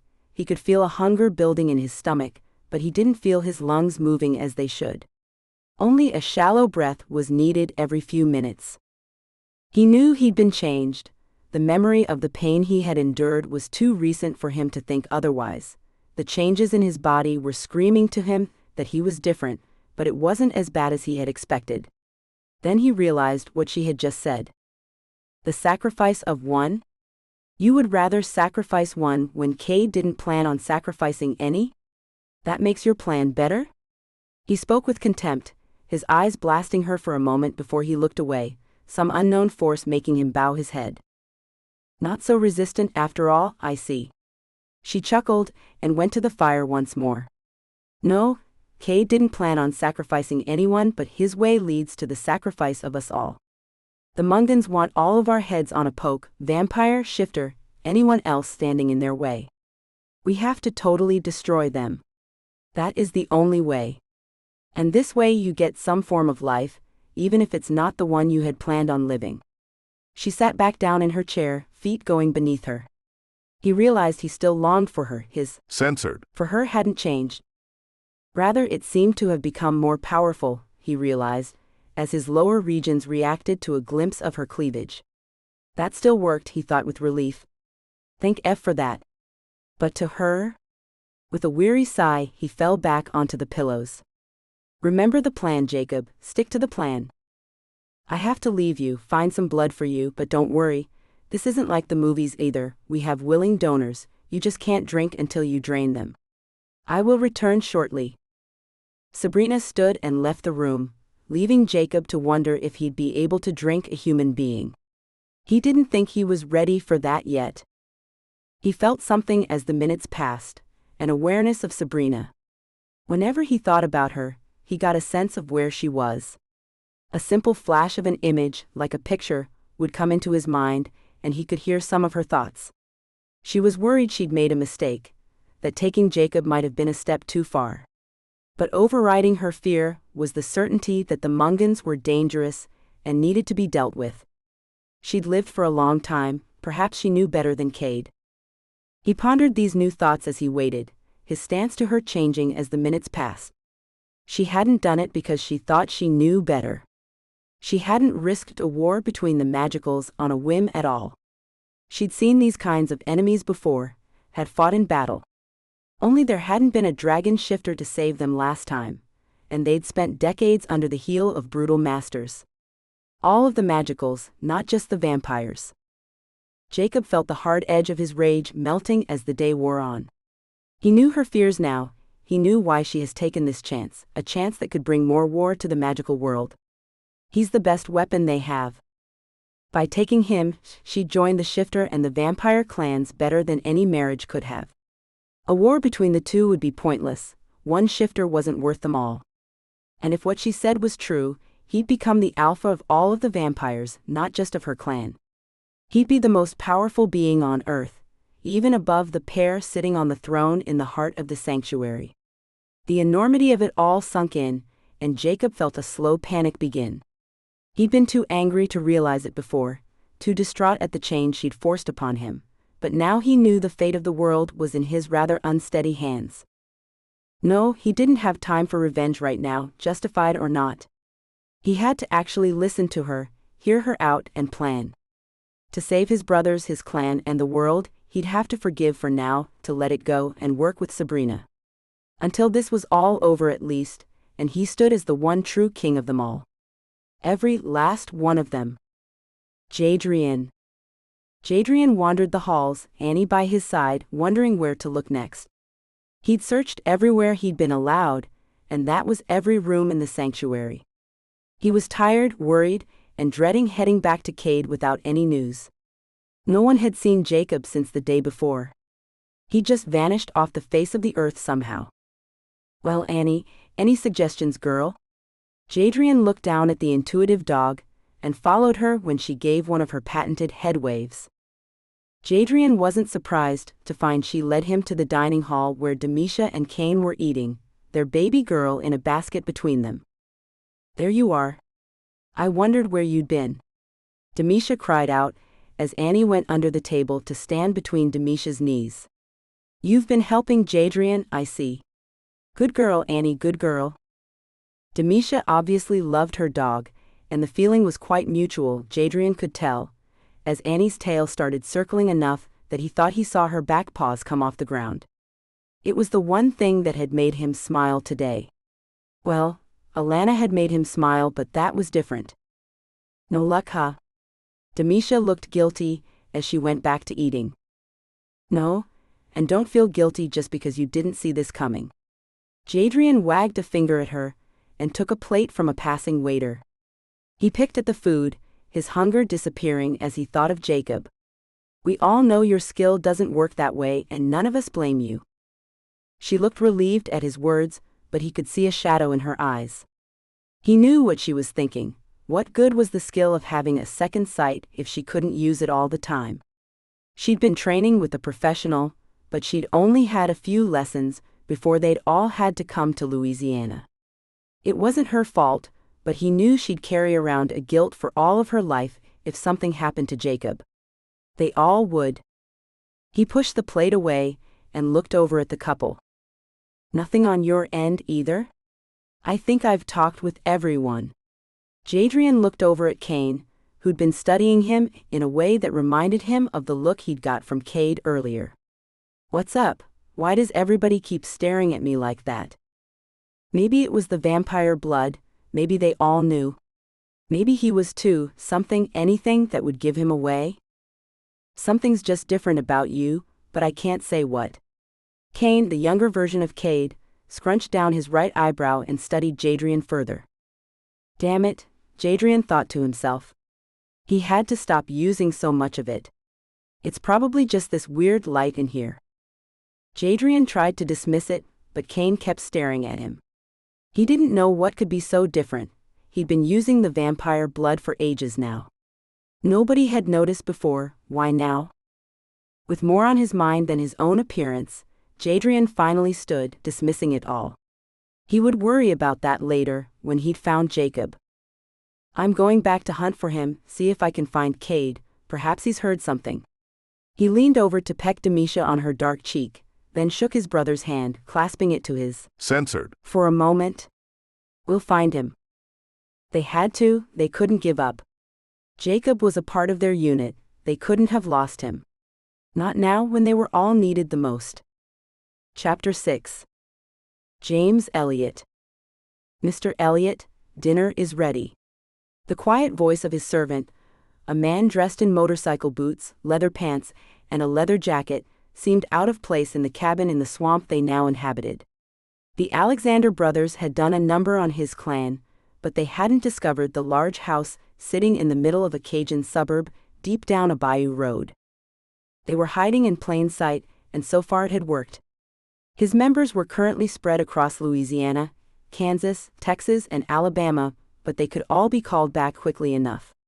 He kept only his most trusted men with him, and a few women, of course. He winked at one named Sherry, and waved his hand at the door to the dining room. What might seem like little more than a cabin to James Elliot would be a mansion to others. Made from cypress wood, the house was 3 stories tall and surrounded in glass. Decorated by a professional, the house wasn't to the man's style, but appealed to the ladies with lots of magnolia flower motifs and fleur-de-lis patterns on almost everything. Ah, Sherry, you're my favorite, my dear. He slipped an arm around her waist as she came up to him, her eyes already working on seduction. They made a handsome couple, she with curly dark red hair, a slim waist with large hips, and Censored. That appealed.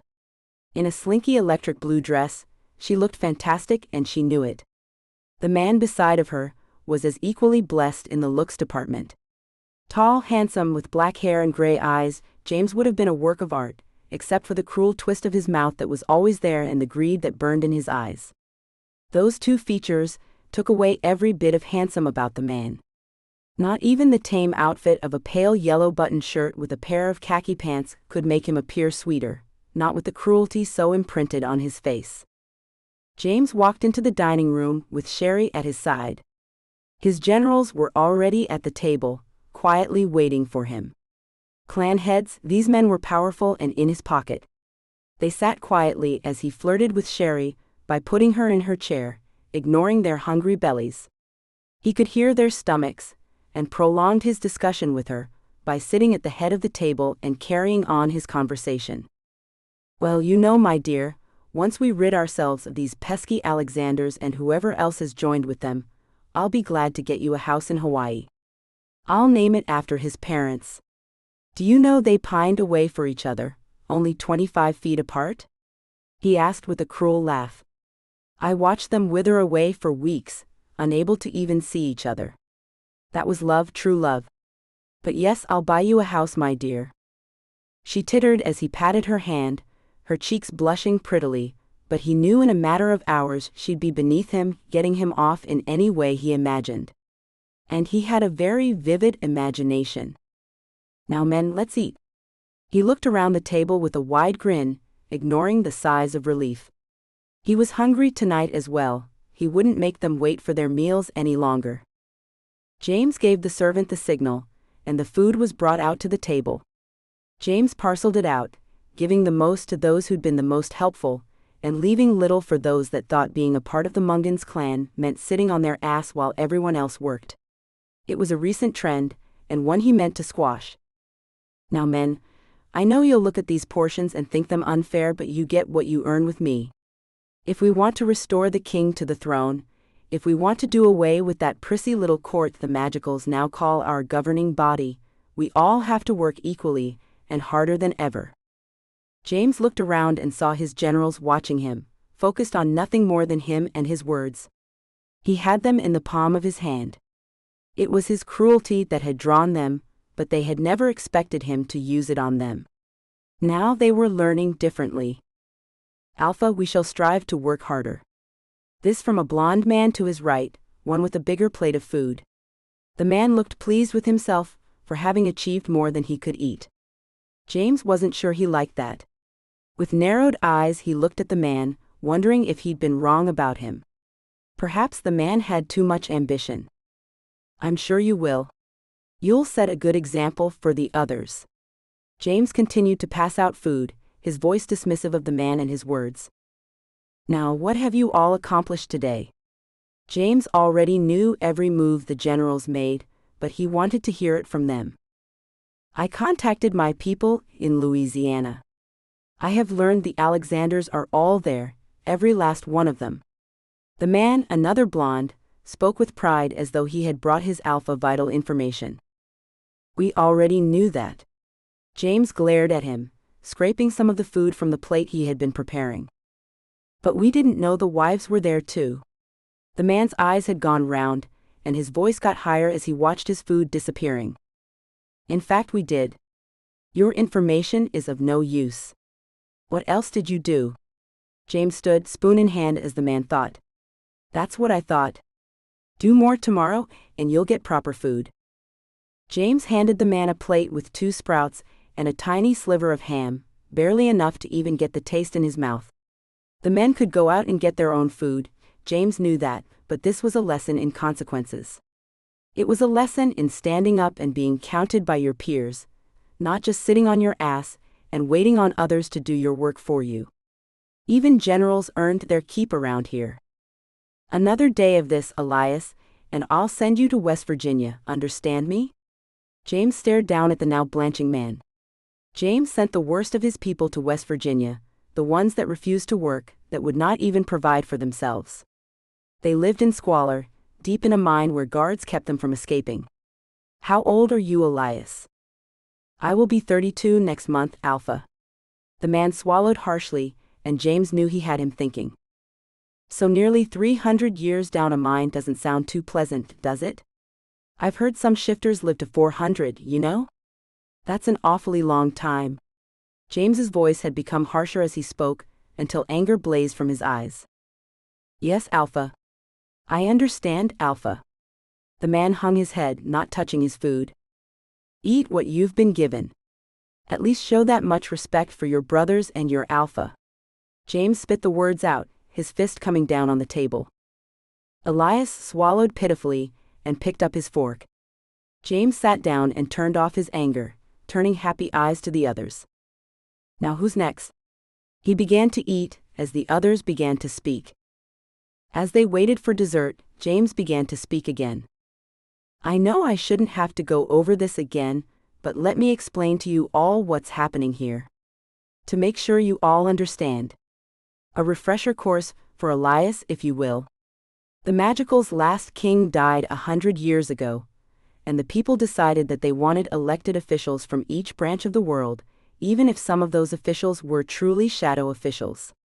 And I do mean shadows. James stopped, rolling his eyes. Shadows as elected officials. Only in our world.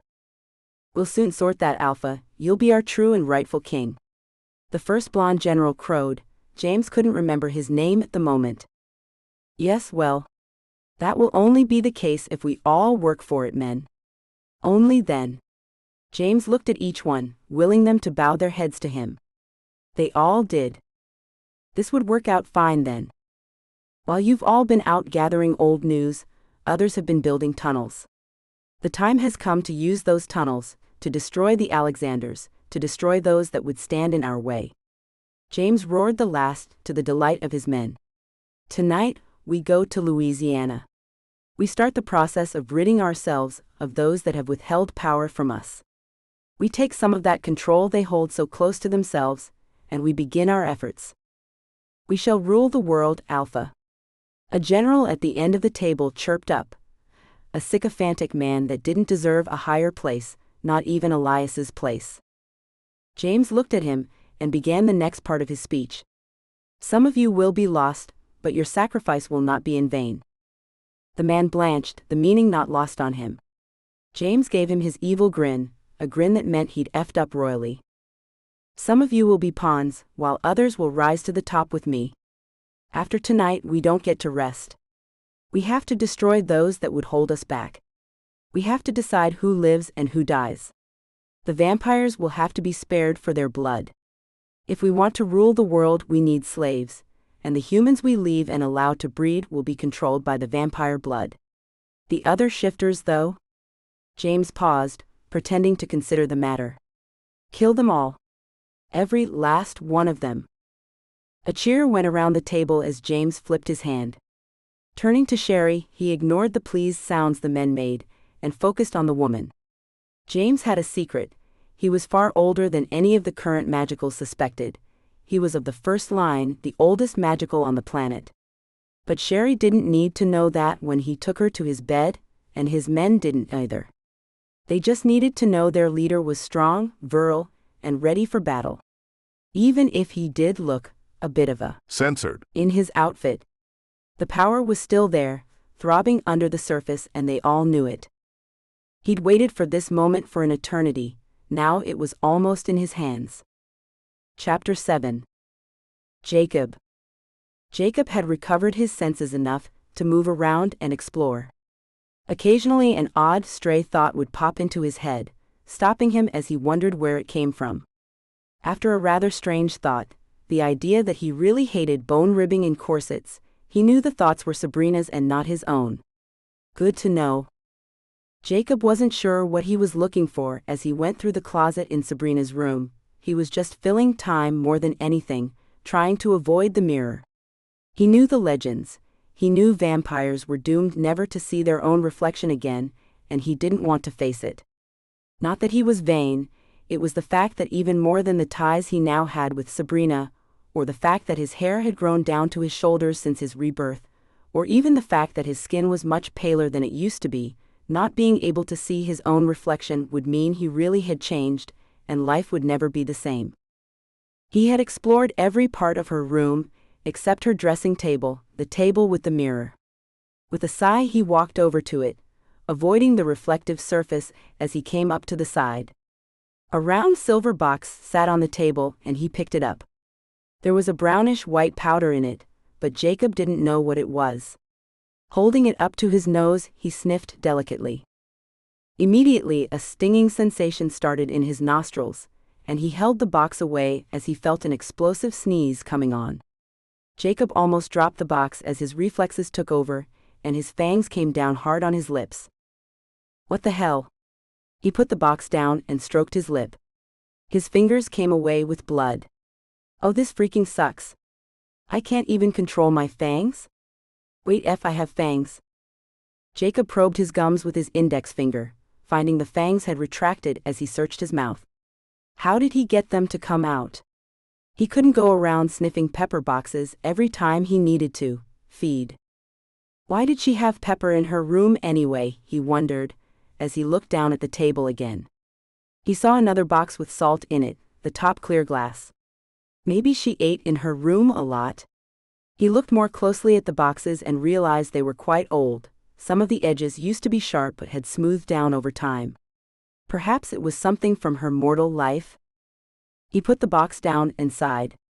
He couldn't put it off any longer. With a deep breath he moved, eyes glued to the glass mirror on the stand, waiting, hoping. 5 minutes later, after scrubbing at his eyes with his fingers, after shifting around from side to side, tilting the mirror several times, and wiping it with the towel he found, he had to admit it. He had no reflection. For all intents and purposes, he didn't exist according to the mirror.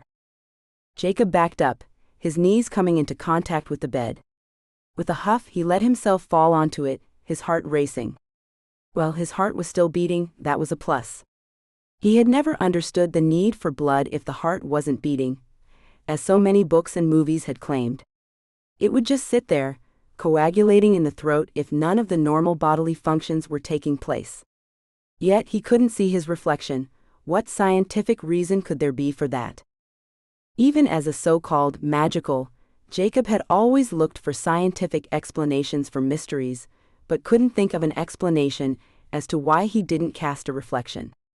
There was just no logical reason. He was working himself into a panic, he knew that, but couldn't stop it. Find Cade, his brain screamed, but he knew that was the last freaking thing he should do. Cade would bring the entire monastery down around his ears, if there wasn't a buffer there. Jacob stood on shaky legs, his body exhausted but his mind still reeling, and felt a cry of anger and frustration building in his throat. This just wasn't good enough. I'm here, Jacob. And I've brought what you need most. Now settle down. Sabrina's voice came after the slight snick of the door opening, her voice soothing him, though he didn't really want to feel that way towards her. Jacob couldn't stop his head from turning in her direction, her presence drawing him in a way he'd never experienced before. What do you mean? His words trailed off as he saw a woman step out from behind Sabrina. Jacob inspected the petite blonde woman, noting her almond-shaped eyes and slender frame. His eyes showed no interest until he looked back at Sabrina. His heart sped up when he saw her amused gaze, the color of her eyes somehow deeper, richer than before. Perhaps it was the sunlight, he mused as he settled back onto the bed once more. What's this? Nonchalant, almost zero real interest. This, for lack of a better term, is dinner. Now let me explain a few things. Sabrina gestured to the woman to sit beside Jacob on the bed, her skirt swishing around her feet. The woman did like to dress the part, he noted, as he inspected the red crushed silk with black lace trim. Beautiful, sexy, and elegant, Sabrina was a dream come true for some, a waking, tormenting nightmare for Jacob. Mainly because he wanted her still, despite what she had done to him. First, no rape. I do not expect such things from an Alexander, but we vampires have learned it must be stated. Taking blood can be highly censored, arousing the deepest of passions, but rape is simply not condoned. Most of your volunteers will not mind having censored with you if you ask. Most find it a highly enjoyable experience, but you must ask. Second, do not abuse your volunteer. No bruising, no pain, unless they ask for it, of course. Sabrina stopped to wink at the blonde woman next to Jacob. The only thing he really noticed about the woman was that she exuded a rather pleasant perfume, something that caught his imagination. Jacob? Are you paying attention? She waited until he turned back to her, her amused look increasing. It drove him mad. Third, your instincts will guide you, but I will be present the first few times you feed in case you need help. For some, this can be a difficult stage to face. The mind shrinks at the thought of drinking blood, but you're already catching that scent, are you not? At first it reminds you of spring renewal, orange blossoms and sunshine. Then it will change, have you noticed yet? She paused, coming to him as he leaned almost imperceptibly towards the blonde woman. She smells of chocolate and wine now, of sweet cream and butterscotch. Sabrina moved close to the bed, her eyes mesmerizing Jacob. She reached out, flicked something, and soft music with a deep bass beat started to play. When she spoke again, her voice was just as soft and sensual, her words causing something in him to censored. Stroke her neck, Jacob. Look how long, pale and slender it is. That's it, touch her, feel her warmth. Sabrina came up on the other side of Jacob and all three sprawled on the bed, sideways on the extra-large mattress. Jacob reached out to touch the woman, a long, powerful finger stroking her delicate ivory skin hesitantly. She wasn't dinner, no matter what he did to her. This was a human being, even if she wasn't as engrossing as Sabrina. He leaned into the volunteer, and to his surprise found she did smell of chocolates and wine. Deep inside, a fire still burned, a rage he harbored against Sabrina, the woman that had changed him but might have saved the entire world. He felt no real censored for the woman, but something did yearn for what she could give him. The scent did make him long for something more. His hand stroked the woman's neck and wandered down her shoulder, her warmth just as inviting as the smell of the blood she offered him. He joked slightly when he felt Sabrina touch him, her small hand cold, but not as cold as he might have expected. Jacob felt a heat begin to build just beneath his skin, a skimming of fire that went straight to one place as Sabrina's hands glided over his back. The fire skimmed down, low and heavy in his lower regions. This almost felt like censored, he realized. Lick her, Jacob, while you're stroking her arm, lick the pulse in her neck. Sabrina whispered in his ear, so low the woman wouldn't hear, but he saw the woman tense in anticipation, her trusting eyes darting to Jacob's. Why did she trust him, he wondered. He wasn't sure he trusted himself at this point. This scene has been censored to provide a safe and enjoyable reading experience for everyone. He pulled back a little to look down at her, and saw her looking up at him with wide eyes. Her ruby lips were parted in a slight O, and he knew she'd felt something different as well. He felt something spasm through him again, and her eyes went even wider. Your eyes just went wider. Her words were quiet, softly spoken, and awestruck. Did they go red? They did that sometimes when he shifted and came back to his human form. Kind of. More orange than red. Is that your shifter side? She sounded puzzled. Yep, you might have just done more than you think, Sabrina. You might have just created 2 shifter vampire hybrids, not just one. He didn't tell her the part about the soul mating. He had to keep that to himself for now, until he was sure. Until he knew it wouldn't be used against him. He brought Sabrina down on the bed, the other pair quiet now as well, and pulled the covers over them. Forced into being a vampire and soul-mated in the same damned week. What the F else was this week going to bring him? Tired, confused, and wanting nothing more than for the world to make sense again, Jacob closed his eyes, dreading seeing his brother later. Cade was definitely going to lose his shit. Chapter 8. Jadrian.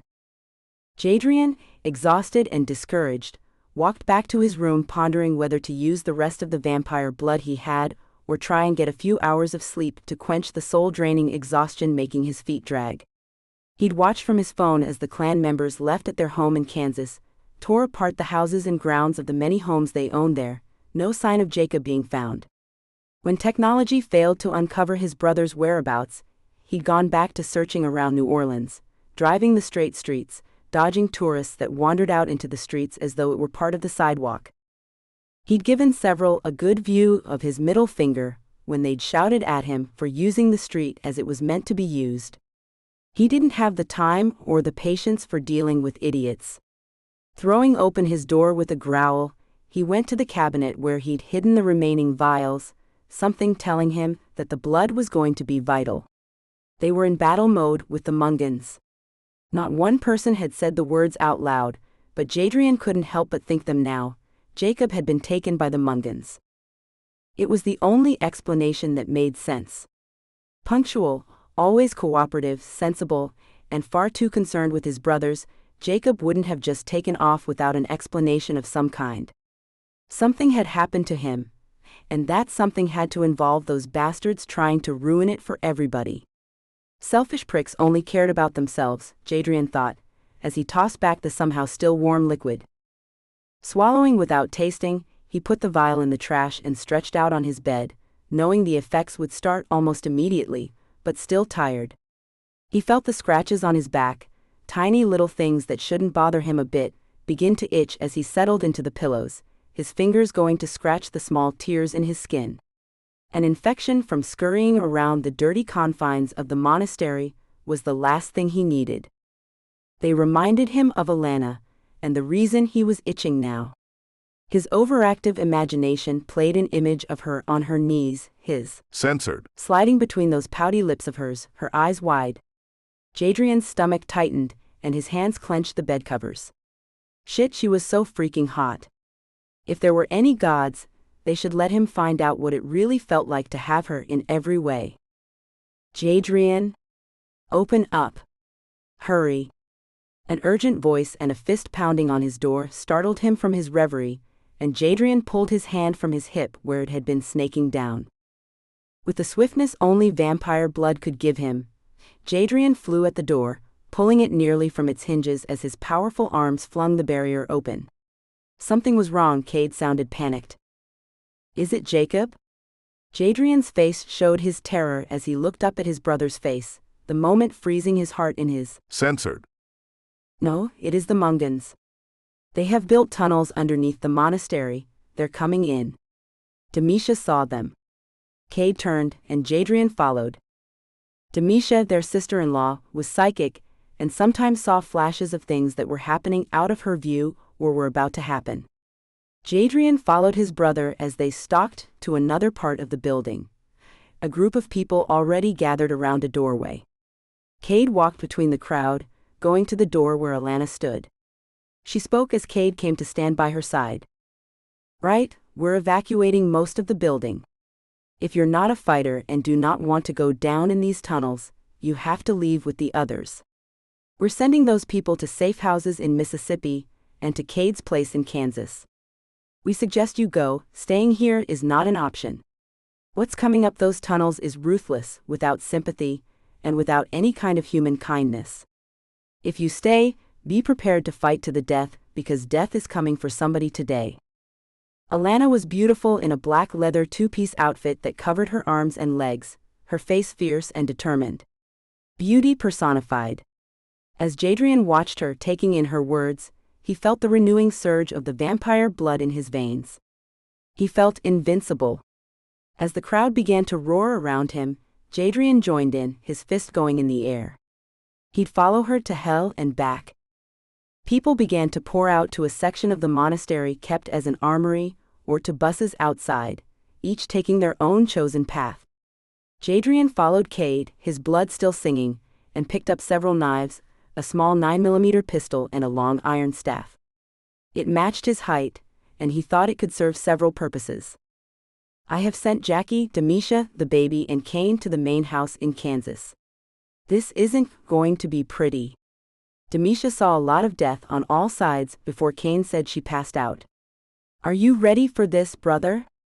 Cade looked down at his brother, and for a moment the chaos disappeared, and Jadrian could only see his brother's eyes. The eyes of his alpha, shifter eyes blazing with an orange glow. My life for you, brother, for all of us, Jadrian swore as he held his arm up to his brother. Cade grunted and clasped Jadrian's arm. My life for yours, Jadrian. Always. Cade's eyes flashed once more and he let his brother go. Keep an eye out, many of us will likely shift, so watch out for our family amongst the crowd of others. This could get ugly in an instant. I will, Cade. I'll be right behind you. Jadrian's voice shook but not with fear, his anger was boiling. These bastards had been freaking around for months, and now they wanted to destroy them all. Not on his watch. Jadrian snuck down to the cellar with Cade and the rest of the magicals, at the head with Alana and Cade. Which way? Alana whispered back to Cade, their eyes able to see in the darkness, but Jadrian didn't have that ability. He strained to see, but couldn't. Down to the end, then to the right, there's a hole in the floor. Demisha had paid attention, Jadrian noted. In single file the crowd made it to the room, shifting as they entered. Jadrian tried to memorize specific markings, noting that Alana shifted to a beautiful tiger with black marks around her eyes. Cade shifted into a black jaguar, a blonde shape over his green eyes. Jadrian knew that was a manifestation of his bonding with Jackie. They were ready, but he felt a tremor of uncertainty for a moment. He wasn't a shifter after all. Stealing his nerves, he jumped with his brother into the dank darkness, his feet making a noise as he slid in the mud. Cade made a sound and Jadrian stopped, he would give them all away with his boots. He felt something soft and silky brush his hand, and somehow knew it was Alana. He tangled his fingers in her fur, and they stayed at the back of the line, waiting for their cue. Instinctively, Jadrian knew he needed to stay at the back until he was needed. A loud roar came through the darkness, a sound filled with surprise and rage, and Jadrian heard the sound of shots being fired, of knives meeting metal, and he ran through the tunnel fighting for clearance to find Cade. A glow started as he ran, and light soon chased away the darkness. He found Cade with Alana by his side, and plunged a knife down into the back of a wolf squaring up to his brother. The blade sank deep, but Jadrian pulled it free easily, turning away from the dead creature to seek a new foe. Alana had a coyote by the throat, shaking it like a rag doll before she threw the broken body on the floor. People were engaged in hand-to-hand combat now, the tide of Mungans never ending. Jadrian kept back in a passage, Alana right beside him, as a wave of bears came at him with faces snarled into fierce rage. He brought the iron shaft around, backing up further into the tunnel, totally unsure if he and Alana could take them all on. She finally stood her ground, letting out a roar as the group of bears shrank away from her suddenly, turning to run the other way. Letting out another roar, she stalked to the end of the tunnel, Jadrian following her. He could see his brother standing with a group of their clan members, looking confused as the Mungans retreated suddenly. What the hell is going on? Alana had barely spoken the words when a loud crack blasted through the tunnels, followed by a powerful shake.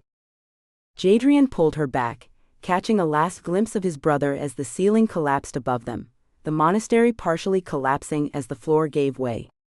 Then the world was black, and Jadrian knew nothing of the world around him. Alana. Alana turned as the ceiling began to cave in, watching as a pile of timber and stones fell around Jadrian. Swiftly she shifted back to her human form, her face a mask of horror as she began to pull the pile of rubble off Jadrian. With a power few human women would ever know, Alana cleared the largest of the stones and saw Jadrian's face, dirt-covered and battered.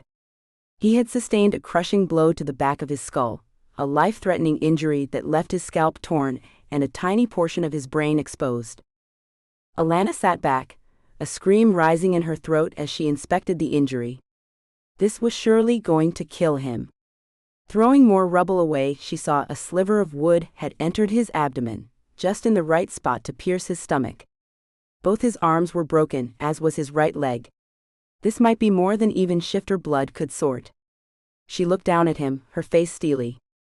You are not going to die, Jadrian, not today. Alana cleared the rest of the rubble, wishing for a moment she were a vampire, a magical with the power to heal all wounds, but knew that she had to hope her blood, her very old blood, would heal him.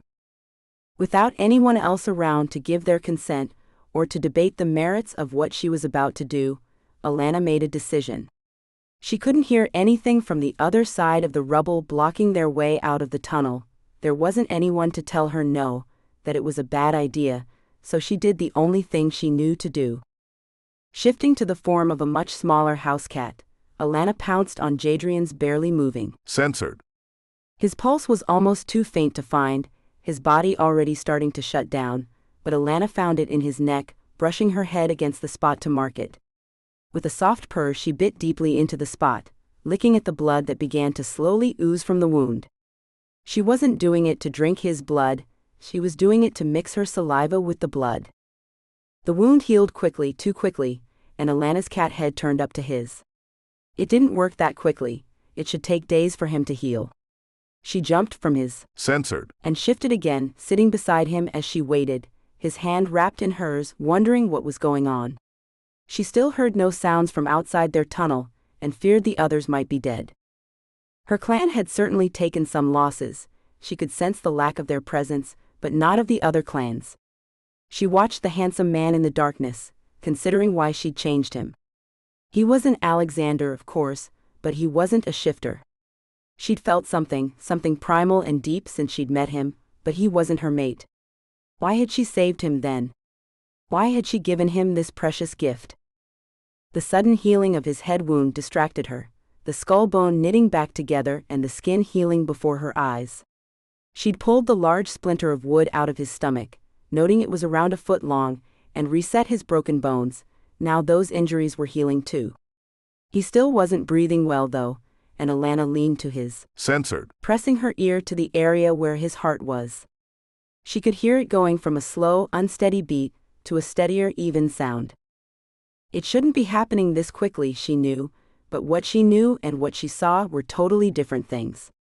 She turned him over now that his bones were healed, and looked at his back, pulling his shirt up to look for marks deep enough to leave a scar. Even in the darkness, she could see 4 rows of healed punctures on his back, and knew the marks were from her nails. She'd turned him already, and hadn't even known it. She'd always known it was a possibility to turn humans, but she'd never done it by accident before. Alana realized it had saved his life and turned him back over, his body needing rest. She moved until his head rested in her lap, her fingers stroking the side that had not been injured. Whether she had intended it or not, whether she had wanted it or not, this man was now her responsibility, Alexander or not. She turned him, she was tied to him forever now. She would care for him as she would her own. Jadrian. Jadrian became aware of the darkness surrounding him, that he was stretched out on the ground, and his head was resting on something soft and warm. Something was stroking his hair, and noises pierced the darkness. Shouts and the sound scraping filled the air. "Shish, it is all right, Jadrian. Our people are working to rescue us."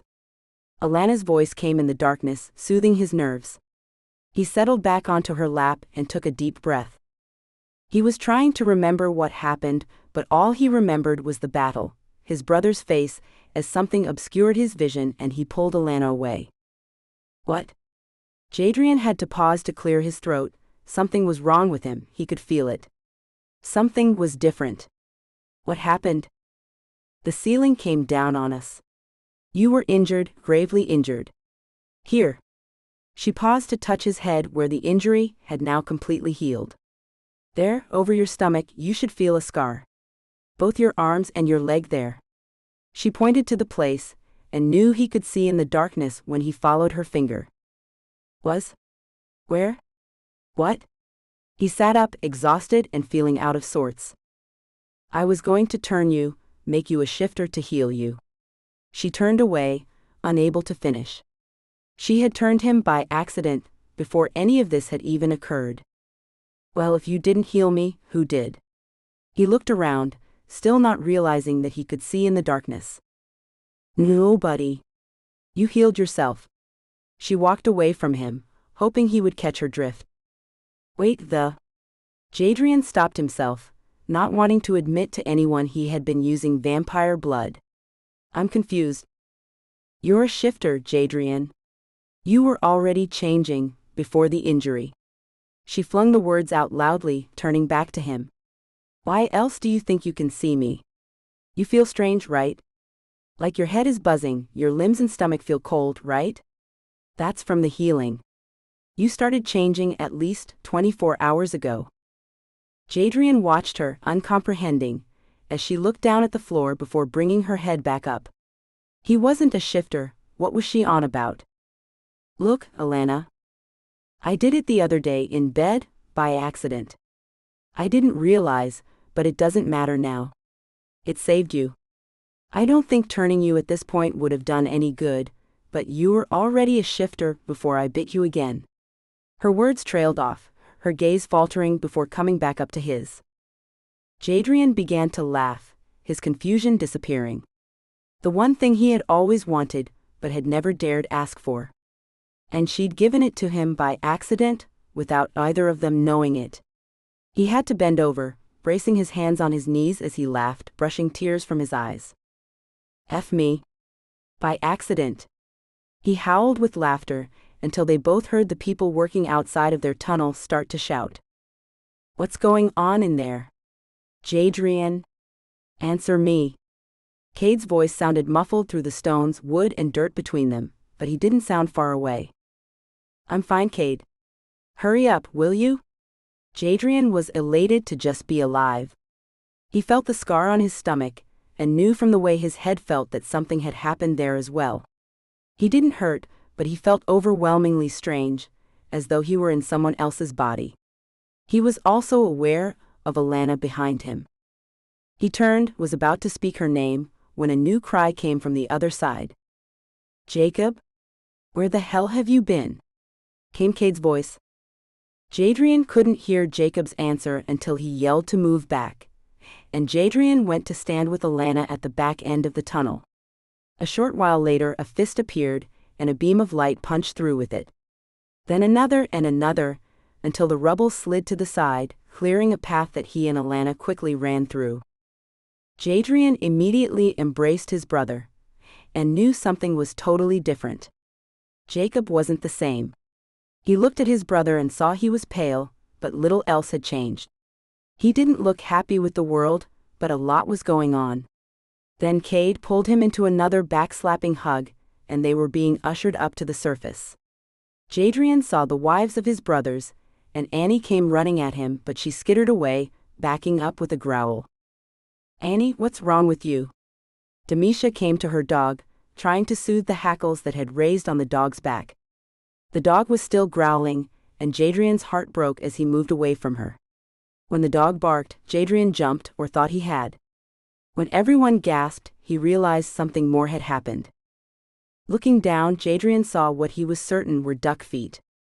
The golden-orange color was unmistakable, and trying to speak only produced a quack. Jadrian ignored the gasps, as everybody in the room watched him begin to run in circles, squawking his unhappiness to them all. "Alana, do you care to explain this?" Cade walked up to the other alpha, and looked at her quizzically. "It is hard to explain, but your brother is alive. Without me, he wouldn't be. That is all I can tell you for the moment." Alana left him to chase after Jadrian, trying to get him to calm him down. It was only Demisha that noticed that Annie was still growling, but that the growling wasn't directed at Jadrian or the fact that he had become a shifter. No, Annie was staring straight at Jacob, and the low growl she emitted didn't stop until he shifted out of Annie's view. It seemed Jadrian wasn't the only Alexander brother with some explaining to do. Chapter 9. Jacob. Jacob noticed Annie growling at him, and though he didn't know it, his heart broke knowing that the dog was mistrustful of him. Annie was special, a rather loving dog that melted everyone that came into contact with her. He knew it was his transformation into a vampire that the dog didn't like. She knew him, but she knew something wasn't right about him. He wanted to blend into the crowd and disappear, but knew this had to happen. He'd been away, and now, with his clothes and phone returned, he knew he'd been missed. He'd sensed the panic as he left the room he shared with Sabrina, sensed the turmoil going on beneath his feet, and he'd raced to the basement, then below to the tunnels.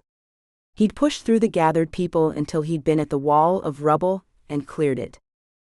Now that he was found, he was forgotten, especially when Jadrian, rather amazingly, turned into a white duck and waddled around the floor quacking his head off. Jacob saw a red-headed woman catch him up and sit trying to soothe him in a rather motherly fashion.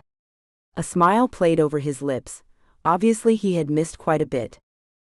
"Brother, want to tell me why Annie is growling at you?" Cade's voice came with a vice-like clamp on his shoulder. Jacob turned, a grim look on his face. "Sabrina's coming. Can we go somewhere more private?" Sudden comprehension dawned on Cade's face. "Ah, she's behind this then." Cade went quiet, studying Jacob more closely as they waited for the vampire to enter the hall they'd made their way to. Another quiet wave of laughter, and Jadrian's exasperated voice screaming something about, "F a duck," let them know he had shifted back to his human form. Both men had a quiet smile on their faces as they listened. "I guess we're a proper shifter clan now. Did you see that orange fire in his eyes when you opened the tunnel?" Cade said as he looked at Jacob quizzically. "Yes, a proper shifter family. Are we not?" Jacob could tell Cade knew from his carefully chosen words. He gave a wobbly nod of his head and was almost weak with relief when Sabrina finally showed up. The appearance of the woman in deep black with the odd stripe of neon pink down her sides made Jacob's knees wobble. This was his soulmate, the woman his soul had chosen as his forever partner. For vampires, eternity was a long damn time. But first they both had to survive the rage Cade was no doubt about to unleash. Jacob followed, knowing he had to keep Cade calm and cool. This was huge, but not the end of the world. In fact, it was supposed to be the opposite. This was supposed to be the way they saved the world. He was also starting to feel a bit of pique. He was the king of the magical world, even if they didn't know it yet. Why was he following along behind his brother so docilely? Sure, he'd spent every bit of his 30-plus years doing as his brother told him, but that was all changed now. His pique turned to annoyance as his brother took him to a private office. Jacob continued to follow, but he could feel his face was stony by the time he took a seat in the room. He looked up at his brother, defiance etched in every line of his face. "Who is responsible for this?" Cade paused, waving his hand at Jacob. Abomination? Cade's gaze was as cold as steel on a winter morning in Antarctica. No, this wasn't going to be easy. Jacob inhaled deeply, forming a collection of words that he hoped would not inflame his brother. I'm the alpha now. Of all? Whose fault is that? You could blame our parents, shifters from generations ago. You could blame the Mungans. Or Sabrina. She did only what needed doing. Oh, those had not been the right words. Cade's face twisted into an angry grimace at Jacob's first sentence. Alpha? Of all? I'm the alpha, I lead the clan. His voice shook with his anger, and Jacob could see Cade was barely controlling his urge to pound his fist on the desk. Look, Cade, you're a wonderful leader and you'll remain the leader of our clan. I don't plan to change that, but you're not the king, no matter how you might fit the station. I am? I don't see how. Cade, not generally a scoffer, gasped out his disbelief, his face twisting further as he stood, flinging his chair against the wall with the back of his legs. You are a great helper, Jacob. I can count on you. What makes you think, even as a vampire, that you could take that position? I simply cannot believe you have the gall. After all of these years of hiding in the shadows, what do you think you will gain from all of this? I had hoped I would gain your support, brother. Your help. This is what I get? Jacob was furious now, his blood boiling. I tell you now, brother, I cannot support this. I'm not sure you can even remain a member of our clan, no matter what decisions you have made. Jacob's eyes twitched as his brother made air quotes as he said the word decision. The tips of Cade's hair caught on fire, burning out so quickly that Cade only noticed a sensation that made him brush at his hair. With now round eyes, Jacob tried to hold back a laugh. You doubt me, brother? I've never seen anything in the way you shift to suggest you would make a great king. Black crows, black mice, sure, you tend to go for black animals, but you don't even have a violent shifter animal. They're creatures that live in the shadows or on carrion. You have never seen my back, have you, Cade? My shifter animal's mark on my skin. The one animal that rules us all. You've never seen mine, have you? Jacob's words were quietly spoken, a threat there if Cade had only listened. Cade had never heard that tone from his brother, and couldn't possibly understand it now. The menace there, or the warning? Sabrina had sat quietly through the whole exchange, but now she cast her eyes to Jacob, her own warning in her gaze. This is your brother. Do not make him an enemy. Jacob looked back, reassuring her with his own gaze that he would do his best. This must be done, be patient please. Sabrina lowered her cold blue eyes, acquiescing to her king. But the quirky tilt of her head let him know it was only because they were in public. Jacob's lips wanted to twist into a grin at her, but he held it back. With sure fingers, Jacob plucked at his clothes, pulling his shirt away before turning around. What are you doing? It doesn't matter what your spirit animal is. But Cade's words trailed off, his gaze glued to the dragon stretched out across Jacob's broad shoulders. The dragon, asleep in the marking that looked like a tattoo but was something more, opened an eye and a stream of smoke to plume from its right nostril. Cade's eyes went round. The animal was black with dark crimson markings, a three-pointed tail, and golden eyes. Well. Cade sat down, his legs going numb. He stared into nothing, stunned. That doesn't mean anything, it's nothing more than a myth. You learn I am a dragon shifter, and yet you still dismiss it? As a myth? I knew you loved your position in life, Cade, but this is getting ridiculous. You aren't suited to the position, Jacob. This time Cade did lose his patience, and his fist smashed down on the oak desk with a loud bang. I love you, brother, but no, this is too much to ask. Did you have any idea of what you were taking on when you made this decision to be turned into a vampire? I have heard some stupid things from Cain and Jadrian, but I didn't expect this nonsense from you. You've ruined your life over a myth? Cade's face held defeat, but defeat at Jacob's choices. He still didn't believe him, Jacob could sense that much. Brother, do not destroy our relationship over your own needs, your own selfish. Censored. To be the alpha. Jacob's words were quiet again, threatening, and this time Cade heard it. Dark brown eyes met dark brown eyes across the desk, and Jacob stood, his back to the door once more.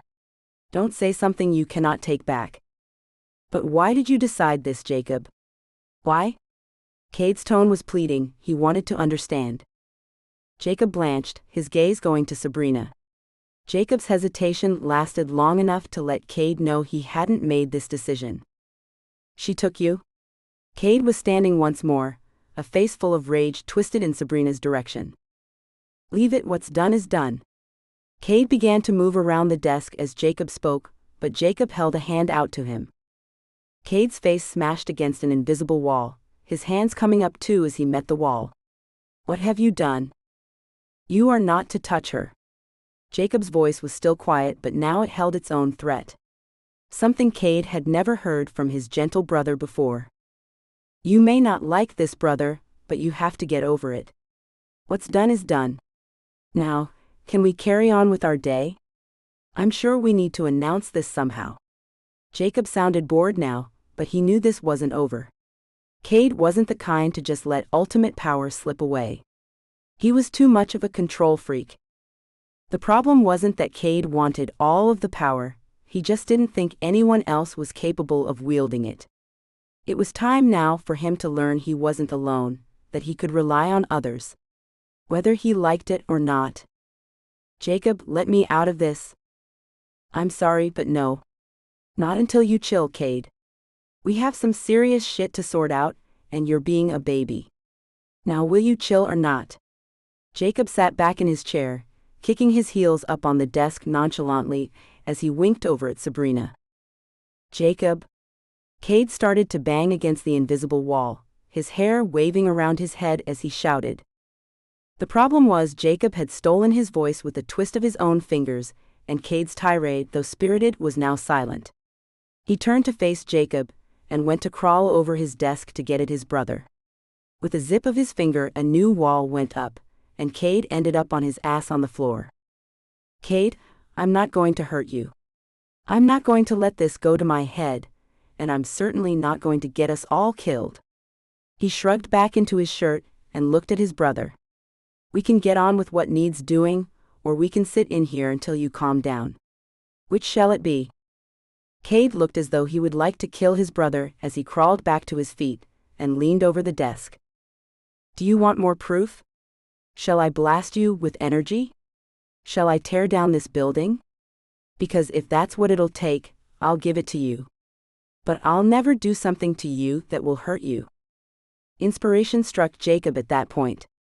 So far he had learned that he just had to think of something, conceive of it, and do something such as snapping his fingers to create the effect. With a gentle smile, Jacob waved his hands down his body, turning himself into an orange light that didn't burn. It was just a glow of orange that shone white in the center where his soul lived. With nothing more than a thought, Jacob moved towards his brother. Cade shifted into a wolf, large and as black as Jacob's dragon, and growled at the gleaming being headed for him. Jacob kept moving, engulfing his brother with his light, forcing his love out into the energy, all of the love he felt for his brother encapsulated in the light source.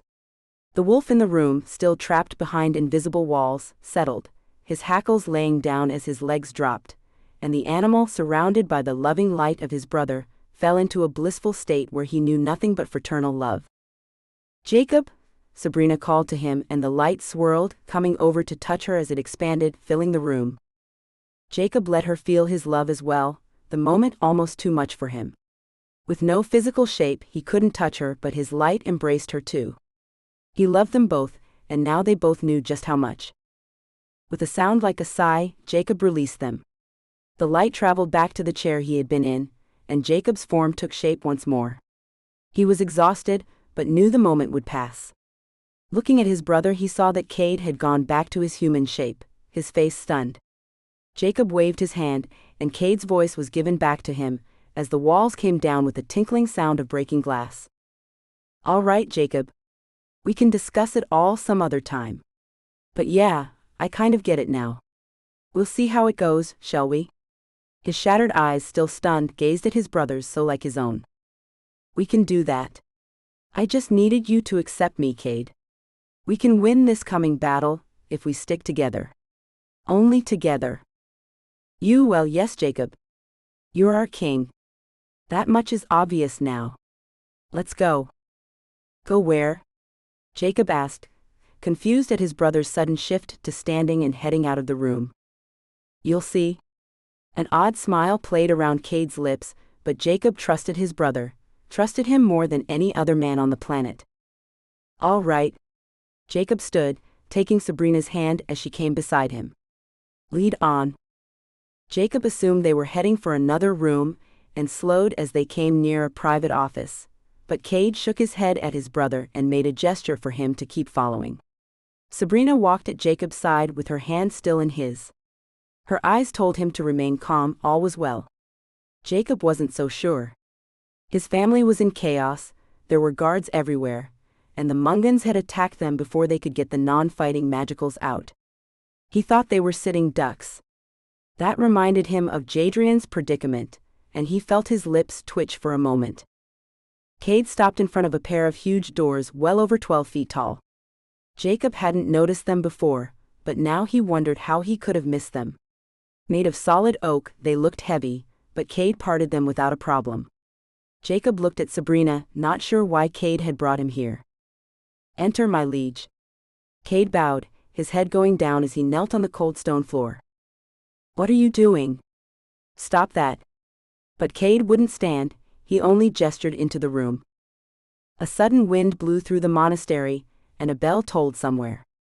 Jacob looked around, his confusion deepening. What was going on? He walked into the chamber, dusty with all of the furniture covered in white cloths.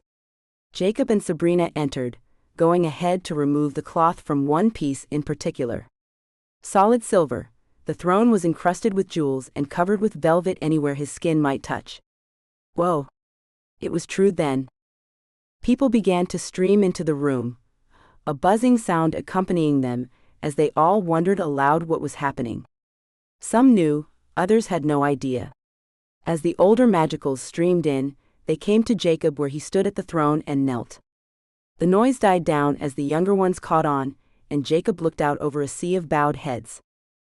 A new murmur came as the current leaders of the magical world walked through the crowd, striding straight towards Jacob before they too, astonishingly to all present, knelt before him. Welcome, your majesty. We greet you with friendship. They stayed on the ground, and Jacob looked around uneasily, not used to being in the spotlight. Everybody stand up, please. Can somebody help me here?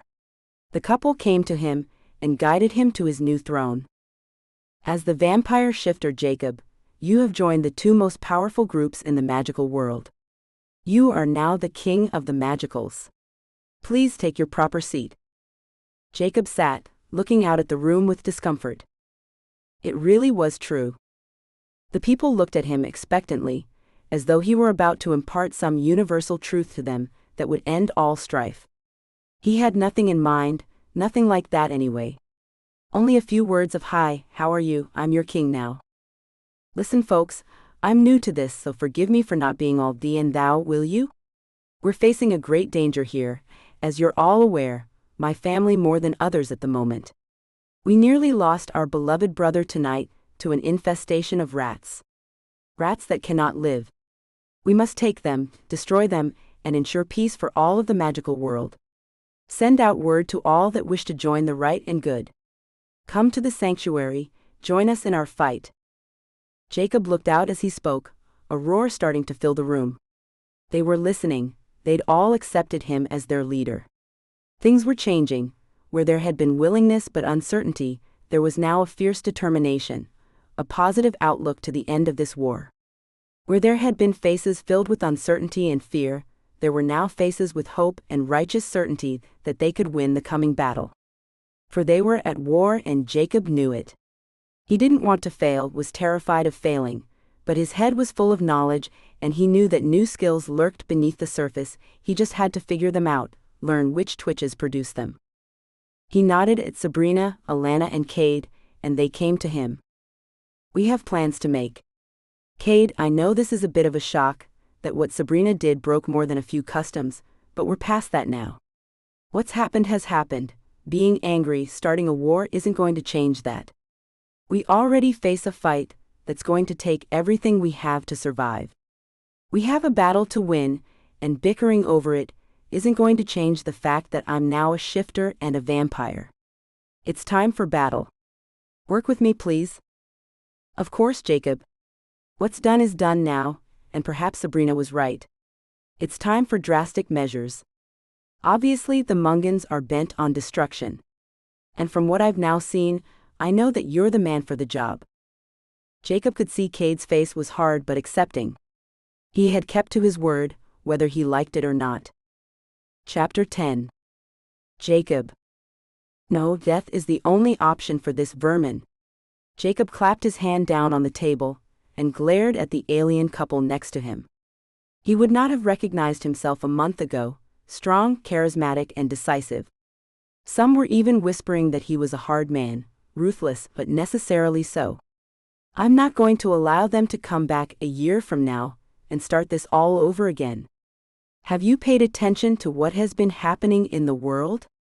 If we don't annihilate the whole bunch of them, they'll come back. Sure, there might be another faction that forms later, but we'll deal with that then. For now, we deal with the Mungans. All of them. As you wish, Majesty. The alien couple moved as one, making a placating gesture. You are right, of course. We have been too diplomatic, I suppose. As the king, it is your place to judge. If you find them lacking, they will be dealt with.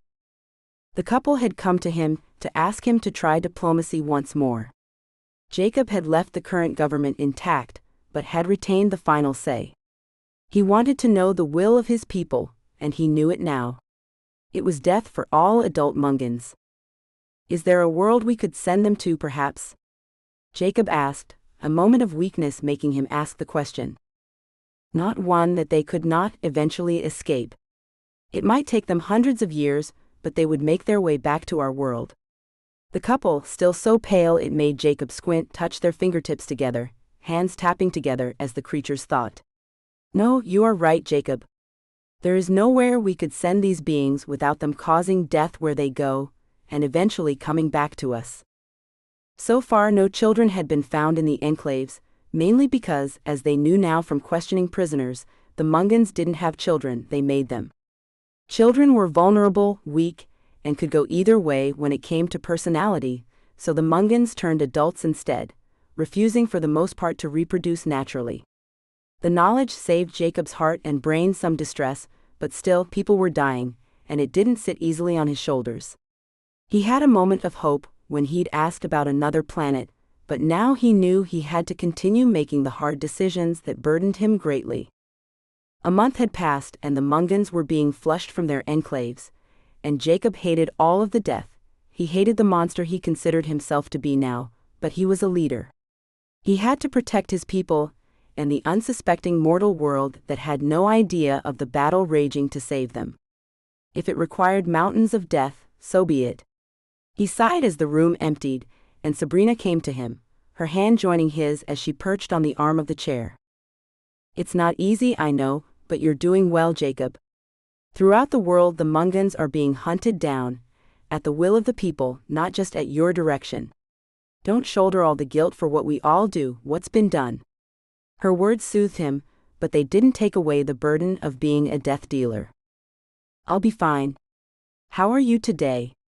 He had softened to her over the last few weeks, his need for her burning hotly still, but his emotions became entangled with hers, and they faced the knowledge they were mated with acceptance. He knew his soul had chosen her, but there was still something in him that was cold towards her, an anger that he thought would never leave him. Sighing once more, he waited for her answer. I'm fine, as usual.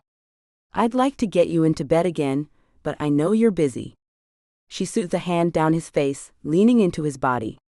A vampire needing comfort, Jacob almost snorted, but held it back as he brushed a hand over hers.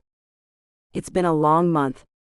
I've had to cloak our activities from the non-magicals, answer calls from all over the world, and try to ensure we're not all murdered in our sleep. There's been little time. I'm sorry. He looked up at her with apology, his heart melting just a little as he looked at her. She filled his head all the time, and Jacob didn't know if that was their connection or the fact that his soul yearned for her.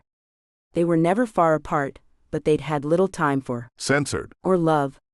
She was so innocent looking, and knowing that what she'd done had been done for a reason made it better, but still, there was a part of him that wanted to throttle her still. Or F her into the middle of next week. Perhaps later. I will steal away for an hour, shall I?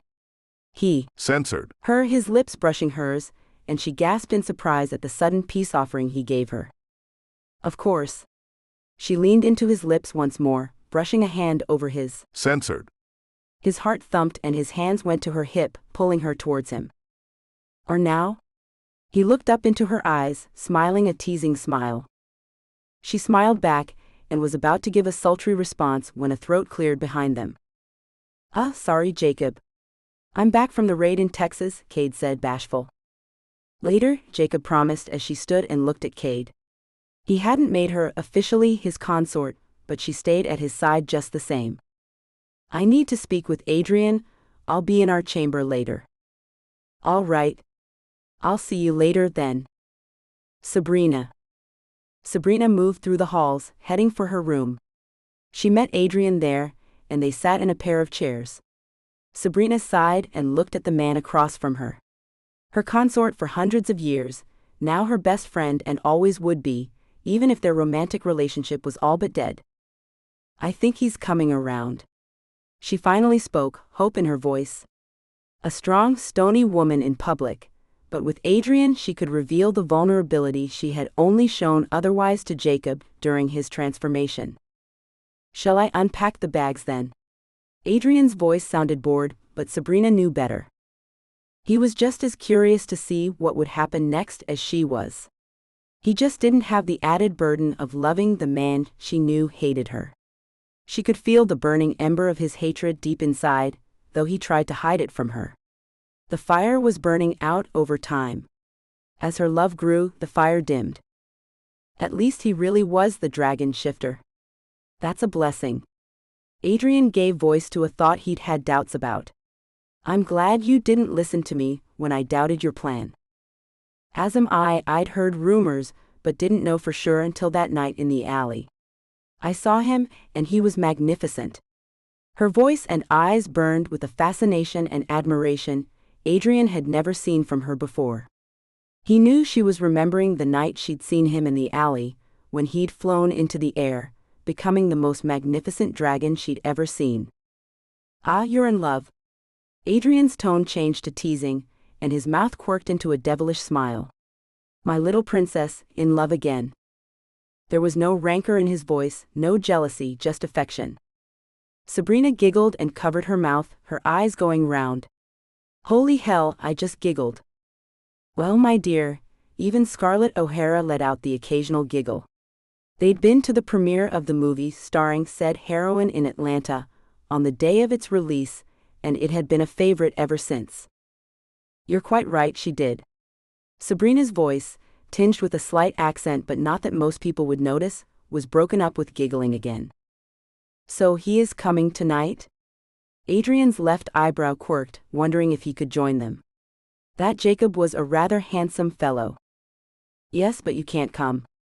I think I'd like him on my own for tonight. Her own eyebrow quirked as she stuck her censored out at him. Like that is it? You are in love. Jadrian gave her a catty grin, but then took her hand. I think, my darling, that you have to give him time. I've watched the Alexanders and they're a broody lot. Every single one of them, but they love passionately, deeply, and fiercely. Give Jacob time, he will come around. Oh, stop patting my hand. Sabrina stood up, feeling foolish as tears sprang to her eyes. This is so silly. But I can't help it. He's just so amazing. Right now he needs someone to lean on, pet. Give him that, give him what he needs. He's making decisions that will haunt him for the rest of his life. He has to make those decisions, but they aren't easy ones to make. What he's doing is right in the eyes of all of us in the magical world. He's destroying those that would destroy us, but that is a hard choice to make. I know. I do. I can only try.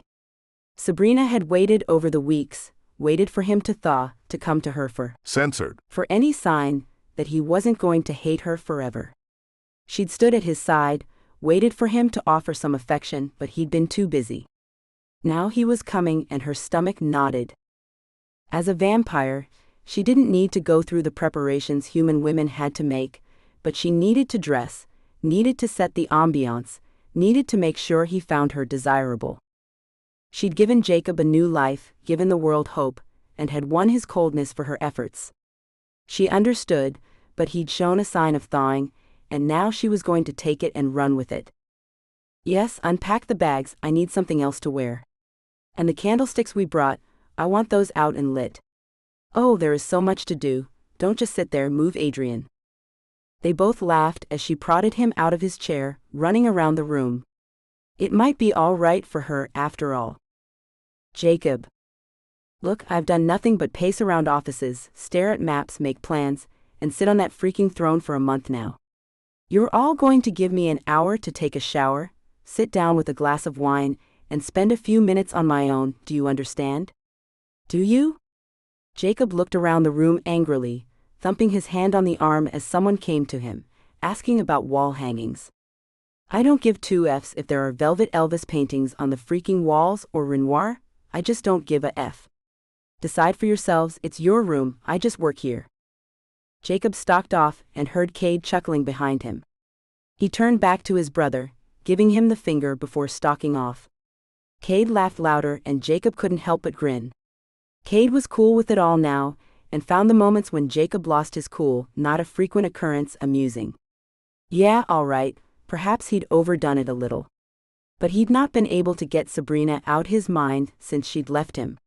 He needed to see her, taste her, be inside of her. He needed her. Stalking to their chamber, a room he'd rarely visited over the last few weeks, Jacob pushed at the door and strode into the dimly lit room. She'd lit candles on a table, the long tapers making the room glow. A bottle of wine, 2 empty glasses, and a plate of cheese and olives sat on the table. She'd been waiting for him then. Closing the door, he finally saw she was in bed, asleep.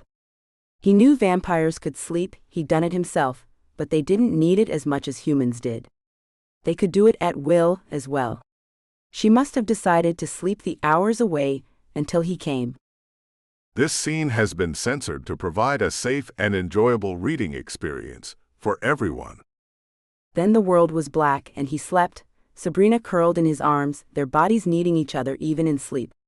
He dreamed of her, of a future where she whispered her love to him, and wondered if it could really happen. Could she love him? Could he ever love her? Perhaps so, when this was all over. Chapter 11. Jadrian. Good morning, Annie, you precious little puppy. What are you doing today? Jadrian. Censored. The lovable dog on the side of her face, her snout coming up to let him know she would accept his. Censored. But he had better give her a good scratching as well.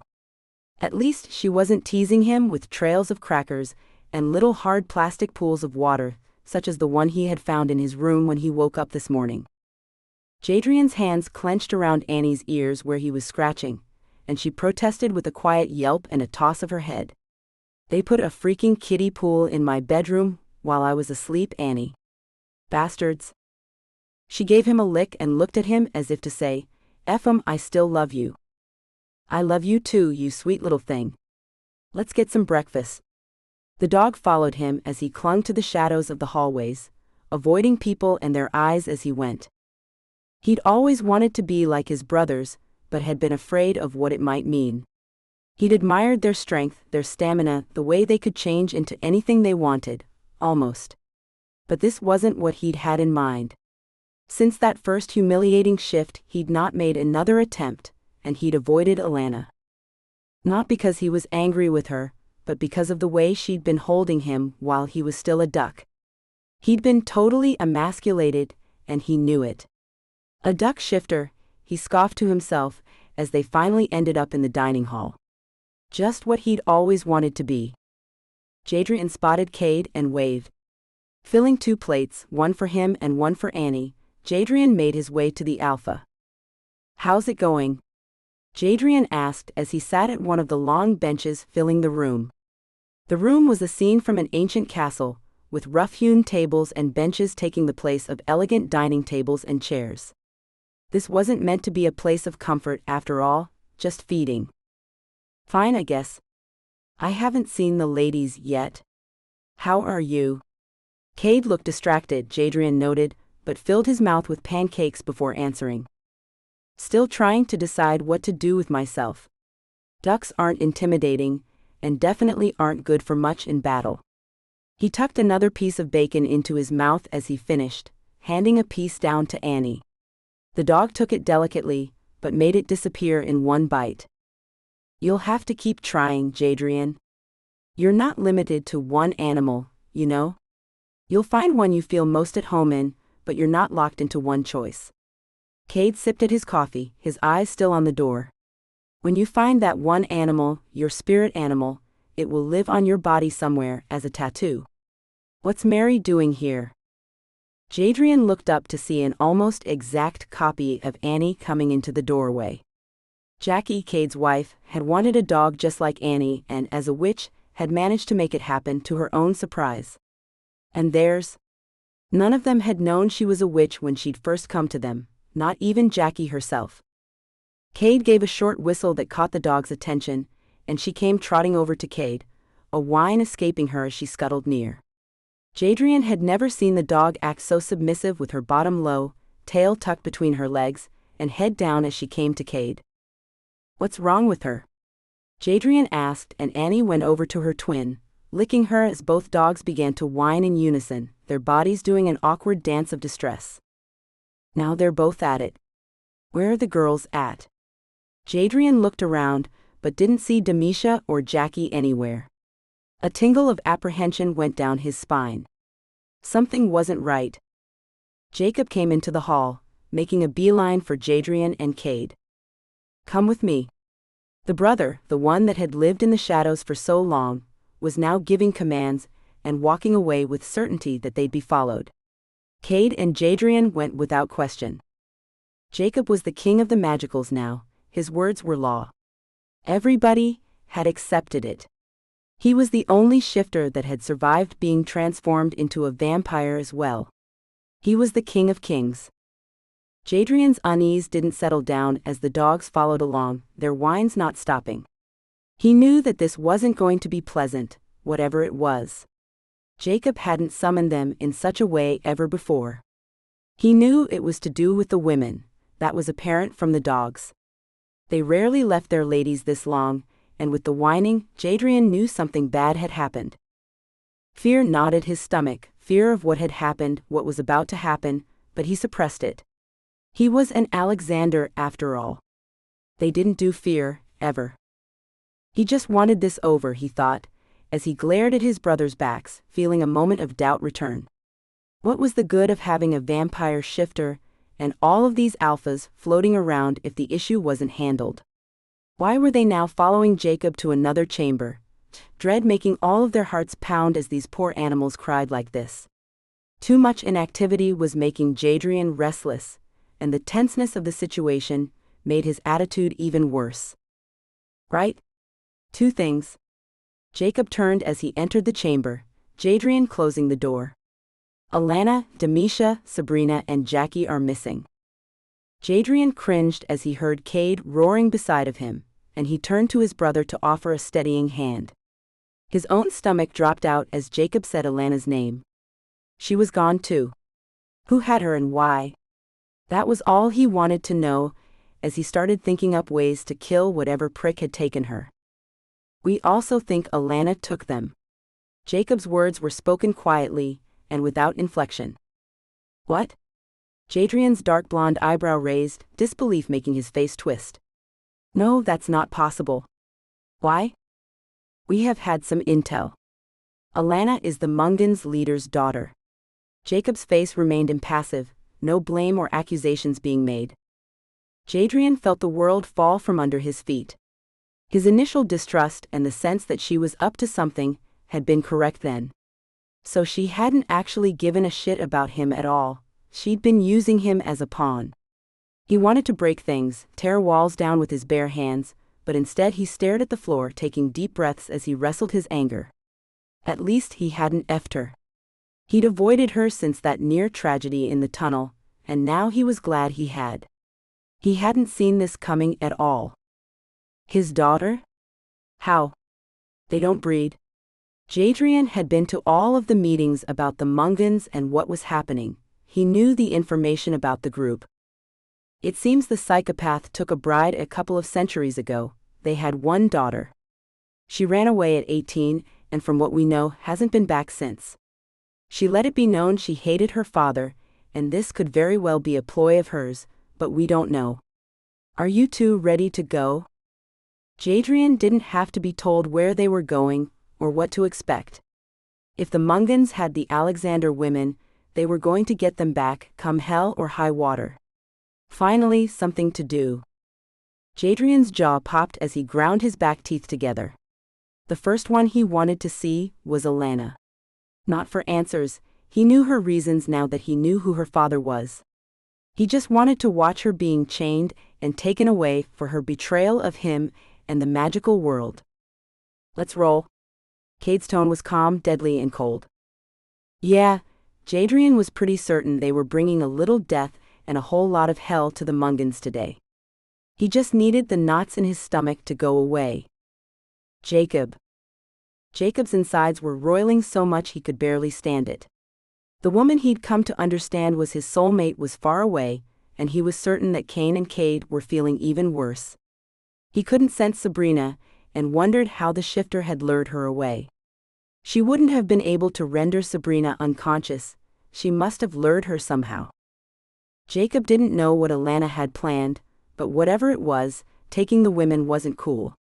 She would answer every question he had when he found her, one way or another. She would pay. Cain soon came through the door, his hair twisting in dozens of directions from his fingers combing through it every 5 seconds. Jacob felt his anger, his fear and frustration. As their king, he felt responsible for what was happening and knew he couldn't fail now. It simply wasn't an option. The wives of his brothers, and indeed their lives, all depended on getting them back. Standing together, the brothers felt some inner instinct working within them, and they moved closer, their hands coming out to lock together in the middle of the circle they formed. With eyes blazing, they all focused on the woman they were tied to, and let their instincts guide them. An orange light grew in the room, as though a fire were turning into an inferno around them, and with a flash of light, the brothers disappeared. This was their battle now. Chapter 12. Jacob. Somewhere in West Virginia. A low static sound broke the night sounds of a mountain deep in the heart of West Virginia coal country. As the sound cracked the night, a flash of orange fire briefly lit up the night. Anyone glancing out would dismiss the flash as a trick of their eyes, as the rumored foxfire said to plague the hills, or an odd flash of the millions of fireflies that turned the night into a fairy forest. As Jacob looked around, he stared in awe as tiny greenish-yellow lights winked off and on, and for a moment he knew why fairy stories were told. Nights like this, filled with reality but hued with a sense of magic in an age without science. Then his own reality sank in, and he dismissed his wonder. Fairies were real after all, not glowing bugs in the darkness. He looked at his brothers, and found their eyes on him, waiting for his direction. Jacob had begun to adjust to his new position, but sometimes he still felt a moment of doubt. He had no time for doubt now. His plan was clear. We go in hard, fast, shifted. I go in first. No, Cade, before you start, I'll go first. You know that'll be for the best, trust me. Jacob had yet to reveal he wasn't just a vampire shifter, but a vampire dragon shifter to his other brothers, only to Cade. He was all but invincible and he knew it. He was going in first. I hear you, brother. I don't like it, but I hear you. Cade closed his mouth again and leaned against a scrubby pine tree, one of the many trees dotting the mountainside. Jacob looked up for a moment, seeing the moonlight. It had taken them longer to get here than he thought, he realized suddenly. It had been morning when they left, but now it was night. Or maybe the forest canopy was so thick in these hills that it looked like night all the time. Either way, he had a job to do. All right, Jadrian, I want you to shift. Concentrate on something, Anything that will give you strength and power, you hear me? Go ahead. Jacob knew that Jadrian had been hesitant to shift since that first time, and wanted to get this out of the way. If Jadrian shifted into something harmless, they needed to sort that now. Jadrian closed his eyes, his face a mask of concentration, and in an instant another creature had taken his place. All of the brothers stared down at the creature shorter than Jadrian's normal stature with awe, impressed at his choice. This was an animal that could fight. Jacob looked down at the silverback gorilla staring up at him with glowing orange eyes. That'll do just fine, well done. The rest of you? Jacob looked at his brothers expectantly. Cain shifted into a brown bear, his claws long and capable of flaying flesh from bone. Cade went for the Black Panther again, his blonde streak back above his eyes. Jacob intended to save his for the moment he needed it. No need to try and ramble through the area as a cumbersome dragon. Leaning on his instincts once more, Jacob led the small group through the woods until he found an abandoned mine shaft. Something was pulling him in that direction, some invisible force that he couldn't explain. His gut told him the few surviving Mungans were down there hiding in the darkness, holding the women as insurance for their lives. He peered into the darkness, his vampire eyes making it seem almost like daylight once he'd focused. He doubted his instincts for a moment, doubted there was anyone in there. There had to be, though. This is where his instincts, his search for Sabrina through the ether had led him. A low growl from behind him and a nudge from Cade's panther head let him know his brothers agreed. This was the place. Jacob knew some of those interrogated had mentioned a place such as this, but hadn't believed it. From that intel alone, he knew there must be dozens of Mungans down there, but he didn't sense any of them. Jacob stepped into the shaft, his brothers stalking behind him. They followed the shaft and went further down until the cold and damp turned into a steady heat, and the air became stuffy. Jacob had no idea how men could work down here, crawling along shafts that went from head height to passages they practically had to crawl through. They walked for a half hour before they heard anything. The shaft they'd followed, one of many, turned to the right, and he edged to the end, seeing the faint flickering in flames on the wall. A man stood there on his own, playing a game on his phone. On silent feet, Jacob moved towards the man, not realizing he had turned into a form of fog, until he reached out and punched the man in the head. The man looked up as he felt something brush his face, but saw only a mist. He examined it but saw nothing, so went back to his game. Jacob changed in a flicker, turning human once more, and punching the man in the head, knocking him out. Jacob knew the Mungans' leader was close. They were down here and stupidly burning something for light. Jacob might have grown up a farm boy in Kansas, but even he knew you didn't allow so much as a spark down in a coal mine. The places were notorious for filling up with explosive methane without anyone realizing it. The idiots had placed themselves in danger that went beyond just taking the women. There was some kind of room that had been dug into the space off to the left. Voices came from the area, but that was it.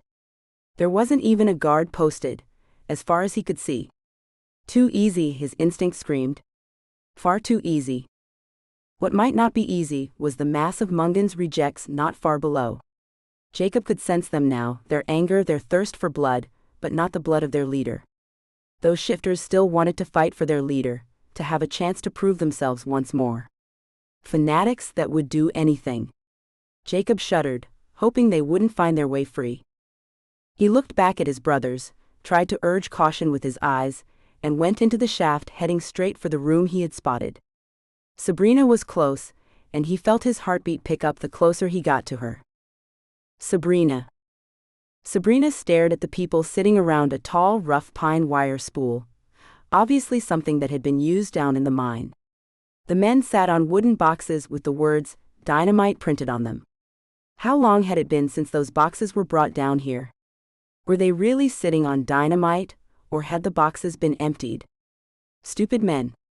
Her gaze shifted as the men, 6 of them, finally turned to the woman sitting at the end, her hands tied behind her back. Alana, the shifter alpha with the flaming red hair.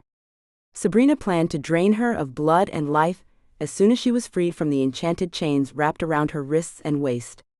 Sabrina had known other chains like the ones she'd used on Jacob existed, but she didn't realize anyone in America had them. They were an ancient tool, expensive and hard to come by. They also worked on vampires. Though they didn't burn her skin, they simply rendered her muscles too weak to fight. Sabrina felt her fangs slide out of her gums as she watched the women. A man began to speak, a handsome man but for the cruel twist of his lips. So the prodigal daughter returns, bearing gifts as well. His hands spread out to indicate Sabrina, Jackie and Demisha. He looked them over, his sneer somehow growing deeper, his eyes becoming ugly with hateful glee. He had a bargaining tool now. And if the Alexanders didn't want to play ball, well, he would enjoy torturing each woman to death. Sabrina saw his thoughts and felt her own anger growing.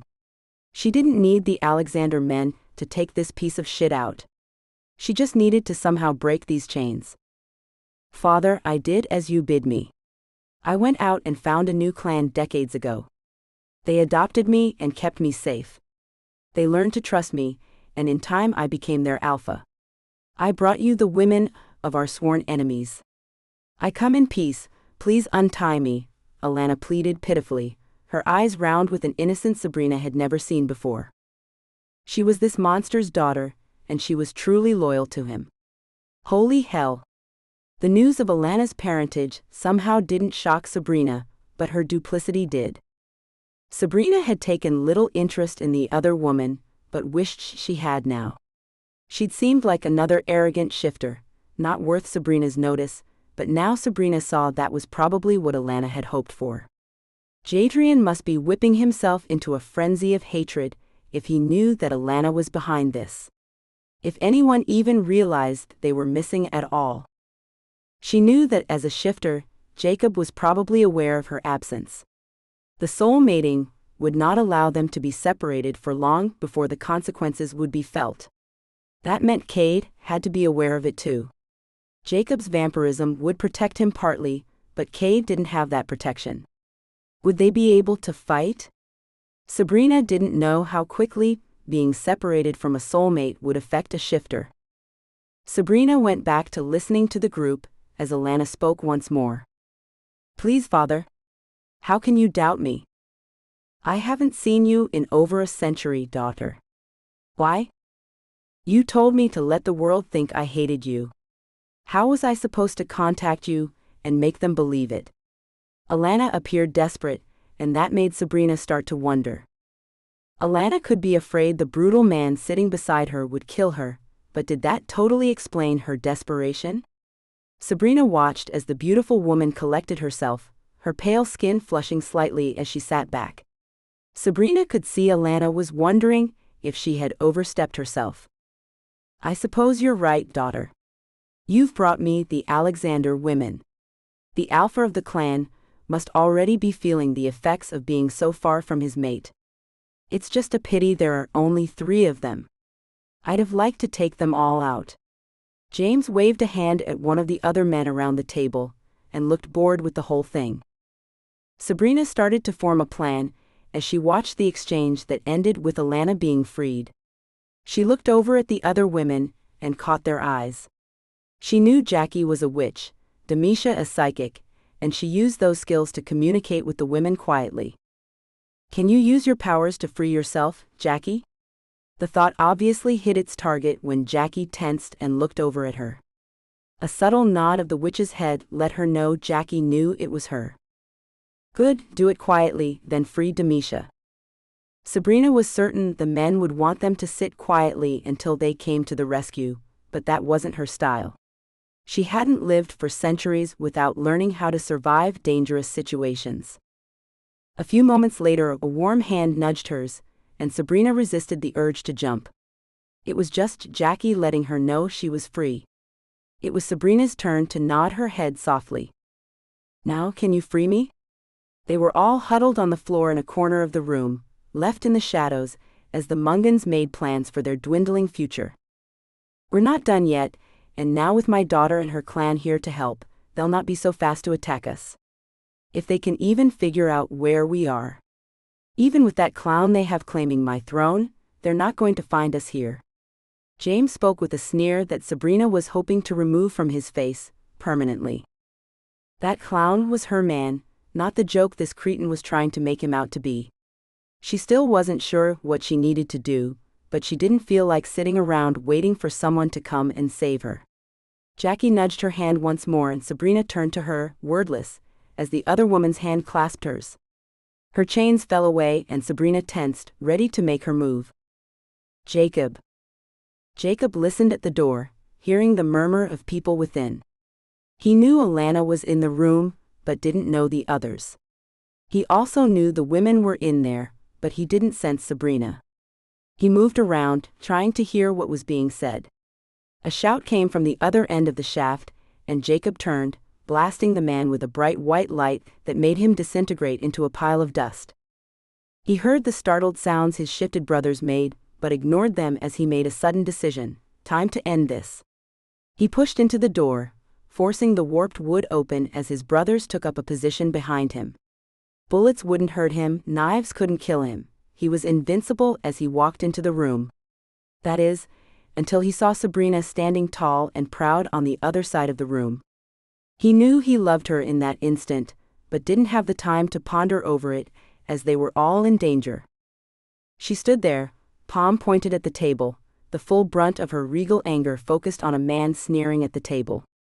His heart stopped for a moment as he took in her beauty, as he felt love making his head spin, when a gun was pointed at Demisha's head, the woman standing behind Sabrina but not covered enough to be out of the way of bullets. Pushing down the sudden wobbliness of his knees, Jacob strode into the room, his black leather work boots making a hollow thump on the rock floor, and clawed his hands into the shirt of the man sneering at the table, and pulled him across the wooden spool. You want to be king?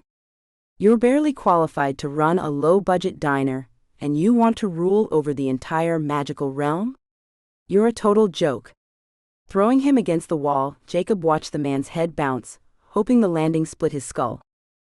Jacob's hand shot out for the next one, a scraggly-looking little prick with a narrow face and dirty hair. That one went flying as well, the others taking off at a run before Jacob could get to them, but coming to a sudden halt when they saw the shifted brothers.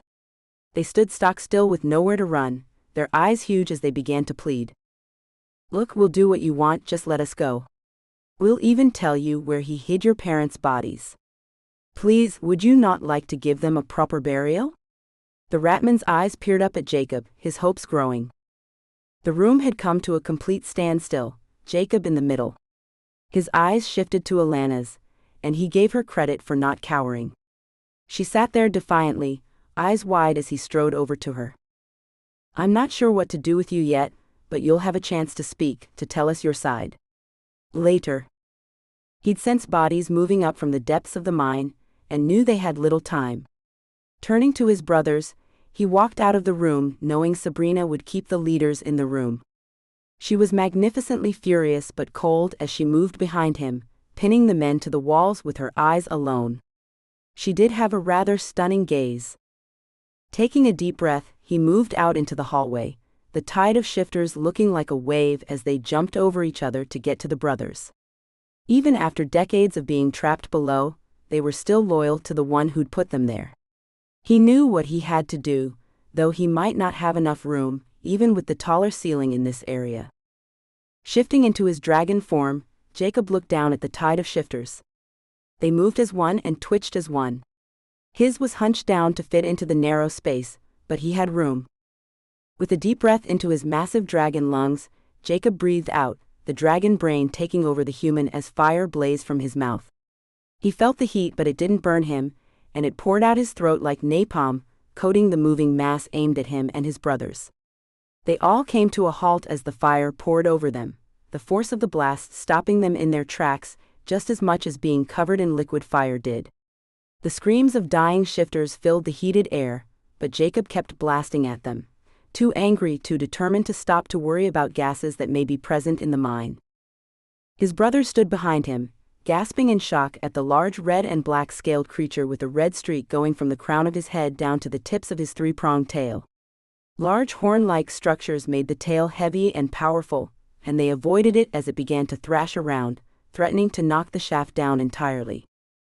On Jacob went, fire blazing from the nostrils of his horned snout, his orange eyes large and round, gleaming with cold, animalistic hatred until the last scream faded away. Breathing in once more gave the few that remained a moment to raise a hand. Even in his dragon state, Jacob felt pity for these creatures that had given their loyalty to the wrong person. Breathing out, Jacob pushed the pity away. They'd made their choice, as stupid as it may be. They had to go as well, for even after decades in the dark, they were still loyal to the man that had put them in their darkness. Once more he breathed in air and blew out fire, watching the last of them disappear into flames, the heat making the room unbearable for those near to it. Jacob, his brain turning back towards its human side, looked at the pile of ashes, and all that remained of the men and women who'd come for him and his brothers, all that was left of decades of hate. The mine was quiet now, the screams done, the sound of thundering feet gone, and Jacob hoped he could forget the sound of it all, the sight of it all, when he laid down to sleep. A strangled cry of rage came from the room, and Jacob turned, ready to deal death to whoever was stupid enough to come for him now. James was struggling to his feet, gun in hand as he wobbled towards Demetia. Jacob knew he couldn't send a flame into the small room. He'd already pressed his luck sending so much out in a mine that could be filling with methane as they stood there, but more importantly, the women were in there. Turning, he saw Jackie and Sabrina joining hands as a powerful white beam of energy shot out from the ceiling, Jackie creating it and Sabrina directing it. They blasted James first. Whatever he was about to scream at them left unsaid as his body exploded into dust from the blasts. Over and over again, the light exploded where he'd been before moving on. Each of his co-conspirators took a chance, tried to run, but the women simply weren't having it. Each man disappeared as the blasts of light moved across the floor, the noise almost unbearable as energy exploded inside of the small room. The men had nowhere to run, and the screams slowly died away as the women destroyed them one by one. They didn't stop as their gazes locked together, whatever they were creating too powerful to let them loose for the moment.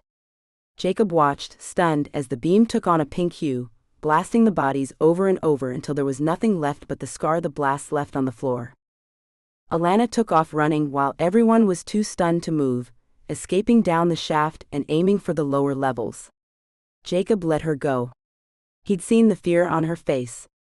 She wasn't going to be a problem ever again. He was confident of that. Jacob thought for a minute that the women would not allow her to leave, kept his ears tilted in the direction she had run, and waited for a blast, but none came. The women fell apart, their fingers slowly disentangling as their bodies started to fall.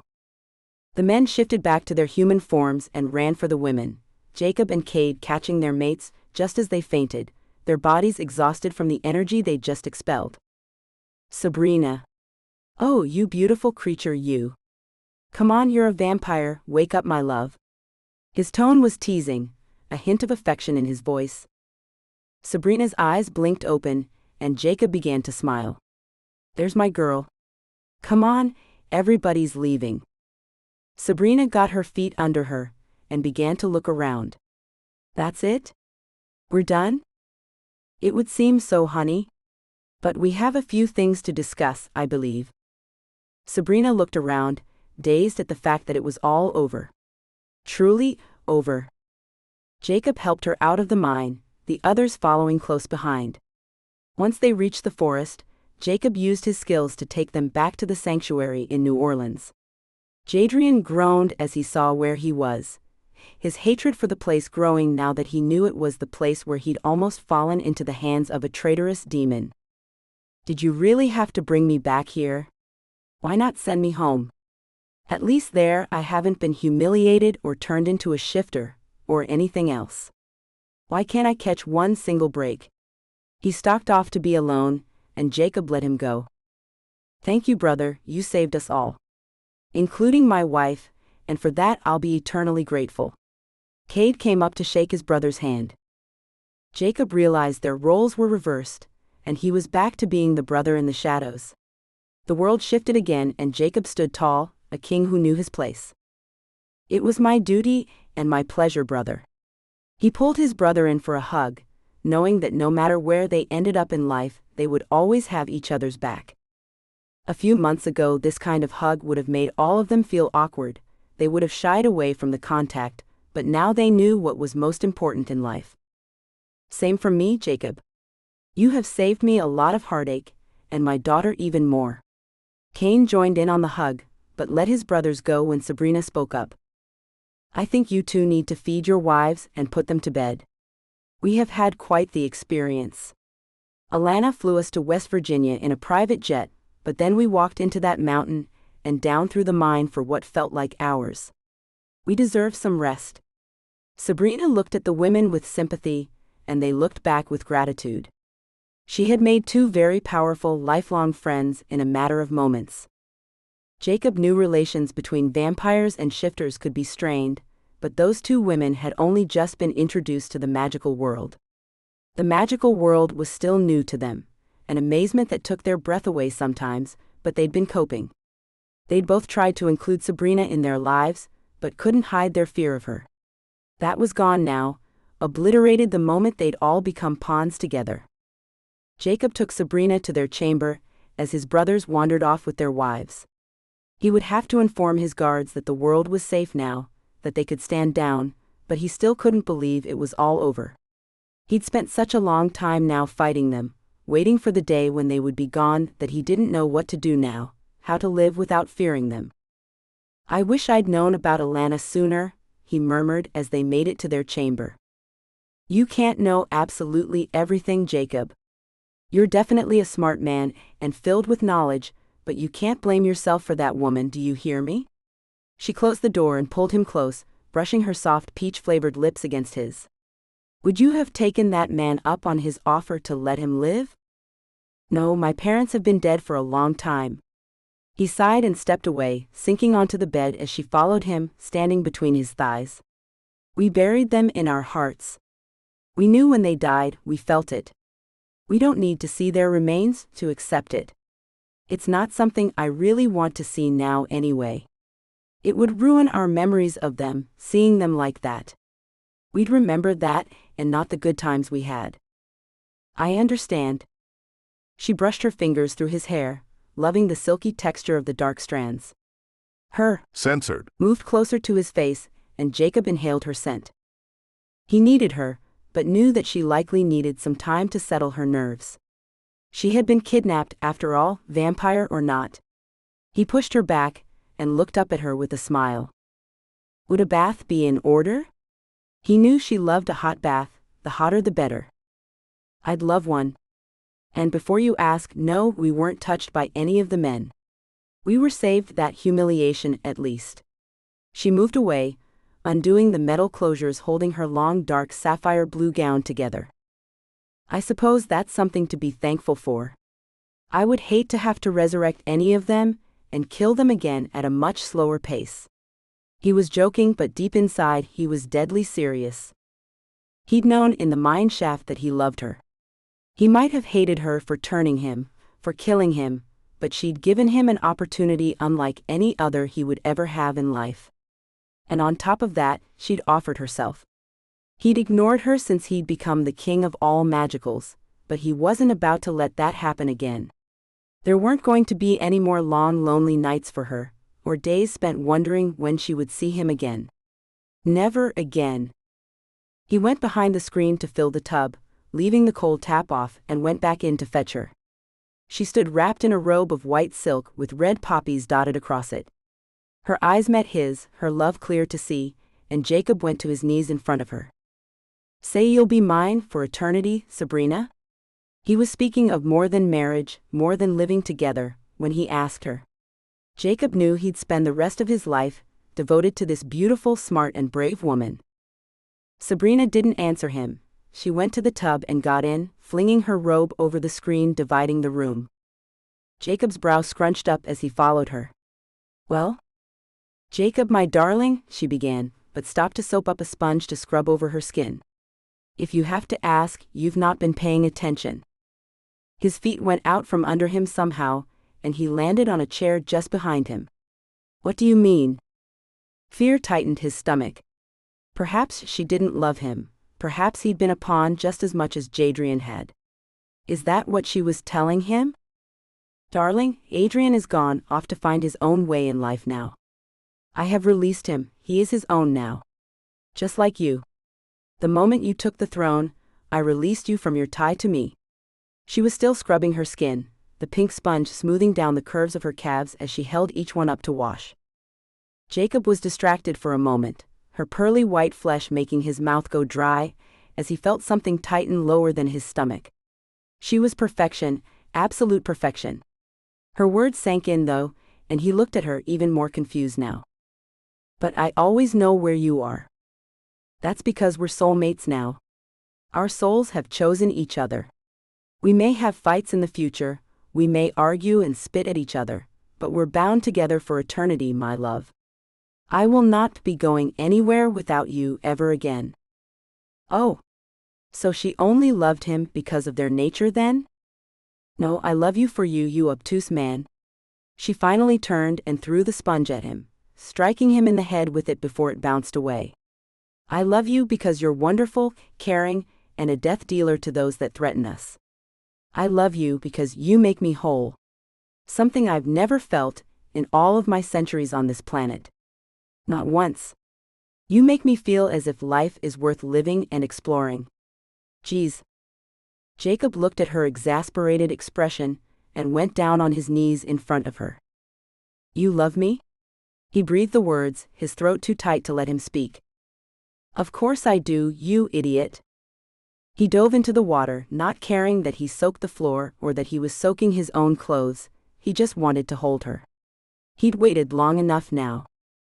We'll have to live here, of course, but we can travel too, go wherever you want to go. He was censored her as he spoke, his lips moving over her face. She was pulling at his clothes, wanting to get him censored.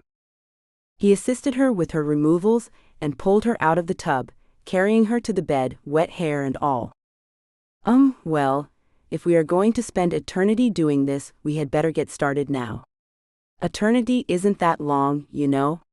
His mouth came down to hers as they landed on the bed, the passion growing as they moved together.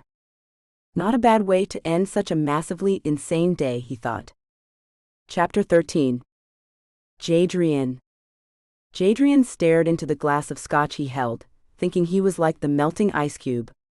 Almost redundant now, doing more harm by watering the liquor down than chilling it, and better off pulled out of the glass before it ruined the rest of the drink. It was his 6th glass, perhaps it was time to stop.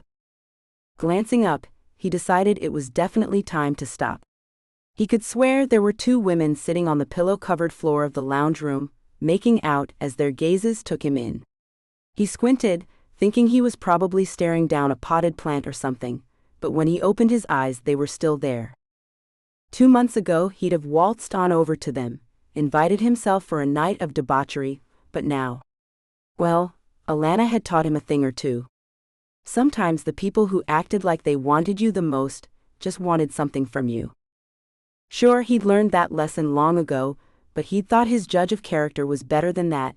He thought he'd learned enough to know when he was being used. Apparently not. She'd taken him for a ride unlike anything he'd ever been on. It did explain why she'd been so hot after Cade and Jackie, but so easily switched to him. She hadn't cared which one she got in with, she just needed an in. Jadrian had given that to her without a second thought. There hadn't been any kind of warning from his gut that something was off about her. The ladies in his family, his brothers that he loved so much, had almost paid the price for him paying more attention to his censored than he did to his head. Jadrian remembered the way she'd held him after the cave-in in the tunnels, but pushed the memory away. So she could fake human compassion, he bet even genocidal dictators occasionally spared a life. Maybe. Cats could eat their young but would defend later litters, so it wasn't like nature didn't allow compassion, even from vile creatures bent on destroying the world. He'd trust a dictator, or a baby-eating cat, more than he'd ever trust Alana again. He decided to bury his memories, and his censored in the 2 women, stripping each other off on the pillow. As he left the bar, someone caught his arm, and he turned around to tell them to censored off. Cade. I should have known. Man, I don't need the lecture right now. I need to get off and get out of this freaking place. He wasn't slurring his words yet, but he was close, his heavy eyelids struggling to stay open. I think we need to talk, brother. You're falling apart. It's been a month. I've let you drag yourself through the mud for weeks now. Tonight is the last of it. Cade's voice told Jadrian he didn't expect a response, so Jadrian sat down, waiting for the lecture. You didn't know. It's that simple. You didn't know who she was, you didn't know her plans, you didn't know she was using you. That's generally the idea of these types of plans, you know? Fool the mark. To be honest, I'm not completely sure your girl was playing for their team. Cade ordered a drink for himself and a coffee for his brother and turned back to Jadrian, who was stunned into silence. What do you mean? Jadrian finally found the ability to speak again, and stared at his brother. I'm certain that all wasn't as it appeared. I wouldn't be so quick to judge her. Alana was many things, but I'm not certain she was a traitor. Even if she did take my wife. Cade's hands tightened, but he didn't go on. So you think she was working her own angle, trying to take her father out? Jadrian sounded hopeful but doubtful. She hadn't been seen since that night. If she was innocent, she should have come in and faced the music. Jacob had released a do not kill order for her. He seemed to want to give her a trial too, so why hadn't she come in? Jadrian turned away from his brother, his brain too fuddled at the moment to think too hard about anything. His gaze caught the women again, and he forgot about Alana for a moment. A moment that likely wouldn't last, but he'd take it. The brothers silently watched as the two women slowly undressed each other in a corner, as two males brought a woman to a shuddering orgasm in another. Things like that often happened in this lounge, and people were free to watch, join, or sit relaxing as they chose. Not something the non-magical world would ever admit to wanting, but Jadrian drunkenly decided they needed more places like it. People needed to get some of those sticks out of their asses and censored in it instead. He snorted and almost fell off of his stool. Drink your coffee. Cade pushed the cooling liquid to his brother, who slurped at it, before letting the cup clatter back onto the dish it had been sitting on.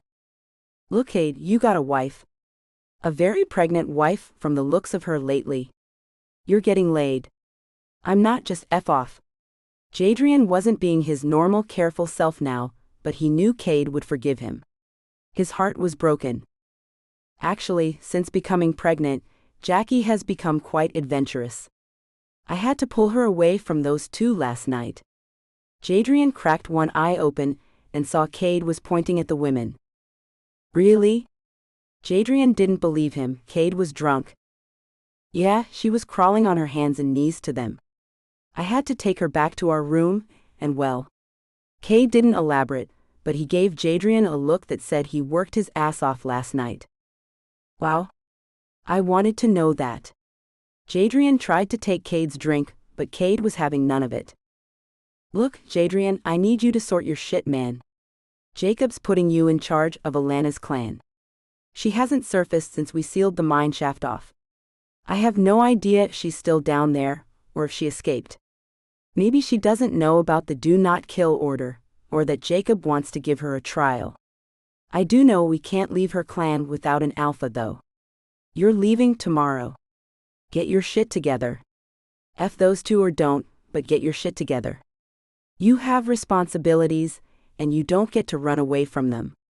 Cade ordered another drink, asking for an orange juice when he saw his wife enter the room. She was hungrily staring at the two men and women, her gaze going over both Cade and Jadrian with a sultry hunger that managed to both arouse Cade and set off his jealous mode. F not again. She almost killed me last night. Cade swore under his breath and Jadrian smirked. You wouldn't believe she was a virgin when we got married. Now she simply can't get enough of. Censored. And she wants to explore it all. It's just. Censored. I am not a jealous kind of guy and wouldn't mind, but I want her to make decisions on her good sense, not her hormones. F, this being pregnant thing is going to kill me. Luckily, she's going as quick as Demisha did. Man, I don't know if I envy you that or not. Jadrian looked back at his coffee as his sister-in-law walked up, trying not to giggle. Hey baby. Jackie, normally a bit reserved in public, snuggled up to Cade's side, still standing as she ran a finger down his neck, her eyes hungry for him. Jadrian noted her stomach had grown a bit more in the hours since he'd seen her last, and knew he could very well be an uncle again by the end of the week. Wait, what? Jadrian's brain was sluggish, and he had just processed the words about being alpha and going to Alana's tribe. I'm not going to a rainforest, Cade. It's always raining in Louisiana. F that. Cade turned, grinning at his brother. Not my decision, brother. You moped around and Jacob decided to give you something to do. Jadrian glared at his empty coffee mug. How the hell was he going to get out of this shit? I don't want to go to the swamp. It freaking rains. He pushed the cup away and stood up unsteadily. I'm going to talk to Jacob. No, you're not. Go to bed, get your stuff packed, and go. You'll be good at this, Jadrian. You just need to sober up, and you'll see. Go on now, off to bed. Jadrian glared at his brother once more and wobbled off. This was bullshit. The freaking swamp. He was going to talk to Jacob. But he didn't. He went to his room as Cade told him to and passed out instead. Jacob. She's new. Jacob looked at the redhead and remembered Alana for a moment.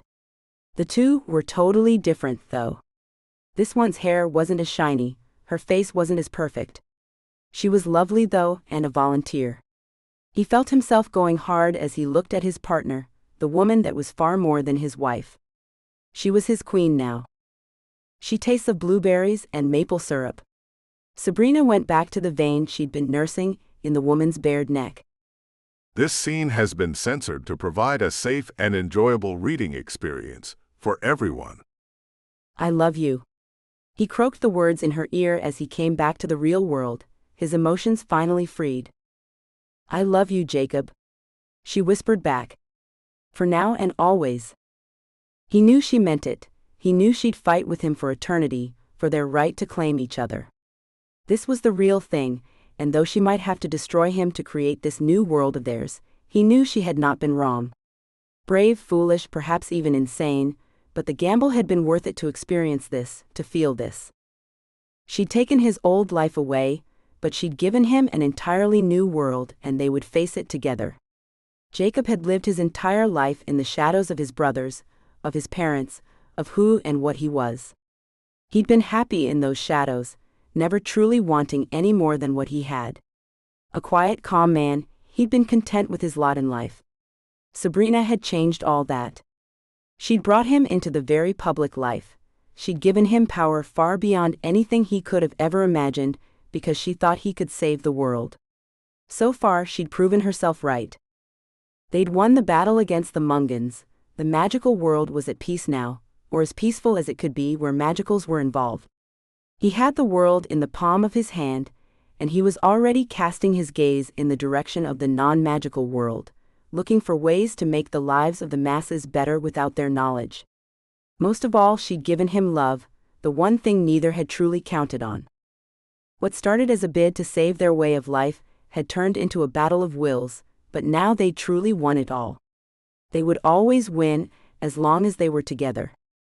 The Vampire Queen and her Vampire Dragon Shifter King forever. Epilogue. Jadrian. She hadn't loved me, she hadn't wanted me, she'd only been after a goal. The words played over and over in my mind, my stupid addled mind. Jadrian? You ready? I turned as I heard my brother's voice, worried and concerned. Still. I am, Cade. Let's go. Cade was going with me to the chopper, taking me back to the swampy home of Alana's clan. I was their alpha now. I looked around the monastery one last time, my senses reaching out for her. Alana. I closed my eyes, taking in the smell of the place, hoping stupidly that I might catch her scent. Nothing. With a ragged sigh, I turned away, admitting defeat finally. You know she's your mate, right? That's why you're taking this so hard. Cade looked at me with pity in his eyes, and I almost forgot what he'd said. My eyes narrowed as I stared my brother down. My mate? That couldn't be true. I would be dead after being separated from my mate for so long. Think back, brother. Did you feel an odd surge of heat go down your spine, something weird and freaky? He paused, thinking. This obsession you have with her, the way you can't stop thinking about her? He came close to me, his fist digging into a spot in my abdomen. It hurts here, right? Censored. And burns and nothing makes it better, right? How do you know that? I rubbed my hand over the spot, annoyed that he was right. Because that's what happens when your soul decides on its mate, you dumb F. Cade grinned at him, easing the sting of his words. She isn't too far away, just not close either. Still, what killed Mom and Dad then? They were only separated by a few dozen feet. Jadrian hated reminding his brother of their parents, but it was his only example. I think it's because you were made a shifter. Cade looked certain as he stepped away, and the helicopter's blades began to whirl. Right? Too much to think about. I'll have cell service out there in the swamp, right? I looked at the chopper, uncertain. I just wanted to go back to Kansas, forget all this shit, and go back to my normal life. You're going to make a great alpha, Jadrian. Just remember, you're the alpha now. Don't take anybody's shit and put down dissent quickly, understand? Cade's dark eyes bored into mine. And call me. I'll be there in an instant if you need me. Jacob didn't make a stupid decision, stop doubting yourself. He looked sure enough to convince me for now, so I hugged him and left him there wordlessly, my bag clutched in my hands. The helicopter flew me to a deeper part of the bayou, the special pontoons allowing us to land in water 40 minutes later. I looked around as a pirogue came out to join us. A woman with blonde hair greeted me. Come on in, Shah, I'll take you over. She was pointing at the 30 or so buildings on stilts behind her. How the F was I supposed to get out of this place? The houses looked well maintained. There were boats floating under the houses that looked like they were kept in proper running order, and smiling faces on each porch. That wasn't the problem. The problem was a lack of roads and road signs. I didn't even know where I was. Jacob had well and truly dropped me in the shit. I guess there isn't much choice, Shah. I grinned at the 20-something woman, a little on the thick side, and managed to get into the small boat without tipping us over. I dropped my bag in the bottom, and she started to push the pole in her hands, guiding us to the largest building. All of the houses and buildings were connected by a running pier system, sidewalks in a world with ground beneath them. Out here, several feet of water could pass under the houses before it even touched them. This one's yours, Shah. Go on now, climb up that there ladder. You go on first. Her words were kind of sing-songy and out of sequence, but I found it charming. She shouted something I couldn't understand up to the people staring down at us, and they all smiled and waved. Somebody caught my bag as I threw it up on the pier and climbed over. Hi, I said simply, staring at the gathered faces. Young and old, blonde hair and black, even a bit of red, male and female, there must have been over 100 people staring at me around the complex. Hi. An older man came out of the assembled people and took my hand to shake it. Welcome. Let's get you settled in. I'm Alton, I'm the accountant around here. I guess I'll play the guide for now. He took me into the large building. The first floor just a large open room, a living room in front, kitchen in the back, and a couple of closets. A fireplace sat in a corner of the living room, untouched for now. It sank in that I was now the alpha for these people, and I looked around. What could I say to them? Alana's home, now my home, was overwhelming in its comforts, and the expectant faces behind me left me speechless. Well, I guess I should introduce myself. I'm Jadrian Alexander, your new alpha. I paused as quiet murmurs of approval filled the air. I'm new to this, so I guess we'll learn together, shall we? You hungry, Shah? The blonde girl asked. We made a gumbo and some rice for you. It being your first day here, well, we thought we'd let you rest. She grinned at me. Thank you. What's your name? I stared down at her, realizing then I was taller than all of them. Ruby Shah. Nice to meet ya. She held her hand out and then everybody got in a line and did the same, telling me their names, who they belonged to, which children were theirs, and letting me know what they did.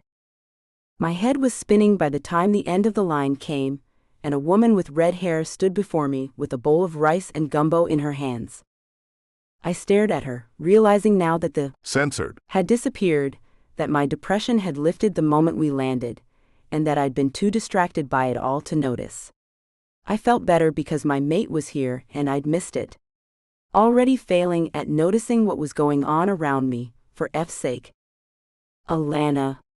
I hadn't dared hope she'd be here. I hadn't allowed myself to hope to find her, but there she was. Cade sent me here. He said Jacob was sending you. She was thinner, her face a little wild, and her hair had lost some of its luster. She was suffering. Alana turned as I absorbed her words, telling the people something, and they all trailed out, happily talking with each other. Cade. He'd sent her here. That bastard knew and hadn't told me. I felt anger surge through me, but it quickly disappeared. What happened, Alana? Explain everything to me, please. I went to the couch, a long wooden high-backed bench with dark brown cushions, handmade from local wood it looked like. I set the bowl she'd given me on a table that was definitely hand-carved, and looked at her. She sat beside me, tucking a foot under her bottom. Pushing her hair out of her face, she looked stressed, overwhelmed, and an urge to ease her burden filled me. I told it to F off until I had some answers. You know he was my father, and that I brought the Alexander women to him. I did it to draw you all together, to end this. I didn't do it to betray any of you. Her blue eyes caught mine, pleading with me for understanding. It was stupid, desperate, but this needed to end, and I knew only the Alexanders could stop my father. He was ruthless. To everyone, including me. I felt myself thawing a bit. She must have explained everything to Cade. He must have believed her for her to still be alive. All right. Go on. When I was still little more than a cub, he threw me out, told me to sink or swim. If I learned to swim, he told me to come back. He didn't have a use for female cubs, you see. Her eyes were defiant as she spoke, sparking with life and the beauty that had so captivated me. Did you go back? She must have. I knew she'd arranged to take our women. I called him to arrange the meeting. I didn't see him. He'd have probably seen through me before I could pull it all off. She looked guilty for a moment, and I knew it was because of the danger she'd put the women in. I don't think they were in much danger, Alana. Did you see what they did to him? I could still remember the sound of the blasts, and the light from the surging energy Sabrina had created and Jackie had directed. I know, but if they hadn't been who they were, F. She stood up, pacing around her own home. I saw now the little touches she'd added, paintings of local wildlife and flowers, cushions and plants, even the furniture was something I could tell she'd picked herself. In that moment the anger, the disbelief, all of it slid away. And me? Where do I fit into all of this? Jadrian, Her words trailed off as she stopped pacing. You were a complication I wasn't expecting. Her words hit me like a wrecking ball. So you weren't just, I twirled my hands looking for the words, using me? You weren't just trying to get me to give you information, or to turn me to your father's side? Never, Jadrian. She came to me on her knees, her hands taking mine as she stared up at me. I really like your brother's wife, and yeah, I'd have slept with them both, but the minute I laid eyes on you, Jadrian, you rocked me to the core. I looked down at her, remembering another time when she was between my legs, her lips doing very naughty things. I wouldn't let my censored rule me. You didn't turn me on purpose? The memory of my first humiliating shift came back to me, and I looked away from her.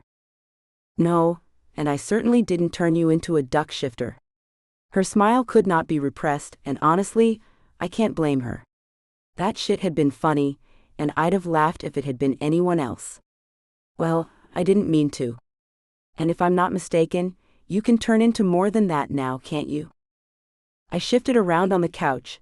For some reason all of my anger and distrust had fled, along with my pain. I watched her for a moment, seeing her hair gradually lift back into life, and the hollows under her eyes disappeared. She was the beautiful woman I'd been longing for, the one I thought I'd never see again. Yeah, I can change into a few things now. Alana. I caught her chin in my fingers, staring into her eyes. Where do we go from here? What happens now? She looked uncertain for a moment, but I knew she felt the spark where I touched her chin. I saw it in her eyes. I also saw censored, flaring into life. We do whatever we want to. Jacob's putting out the word that I'm free to go. You're the alpha now, so I guess it's your choice. I'm just a subject. She'd lost a lot in her bid to free us all from the plotting of the Mungans, more than I'd realized. It all came crashing down on me, and I pulled her into my arms at last, wanting to comfort her, wanting to open that crack of pain I'd seen in her, and let it all out so I could replace it with nothing but happiness. She sobbed as I pulled her head down to my shoulder, her arms wrapping around me. I felt it then, that feeling of truly being home, of being someone's mate. Her mate. I held her through it all, through the wailing, through the explanation of a lifetime of being an evil man's daughter, of her fear of failing in her own plot against him. And then there was me. She truly felt something for me, and she'd known I was her mate. I didn't know until I left, not for sure, but when the pain started, I knew. I came back here, it was tolerable here and I could deal with it. But I don't know how long I'd have lasted, Jadrian. If you'd left the moment you saw me, I think I'd have died. I wiped away her tears, fighting back my own, handing her a tissue from a box on the table. I'm an idiot, Alana. A total idiot. I didn't know isn't much of an excuse, but I had no idea our souls had mated until Cade told me earlier. I took a deep breath, blinking the tears away. I stopped thinking you were evil a while back, but I had no idea how to find you, or even if you wanted to be found. I needed to think, to get my own head straight. Then Cade told me what was going on. I knew just showing up wasn't going to work. This is what he and Jacob came up with. She gave me a watery smile, and an awareness of how she was nestled into my lap hit us both. Her eyes searched mine as she wound her arms around my neck, her mouth getting closer. Jadrian?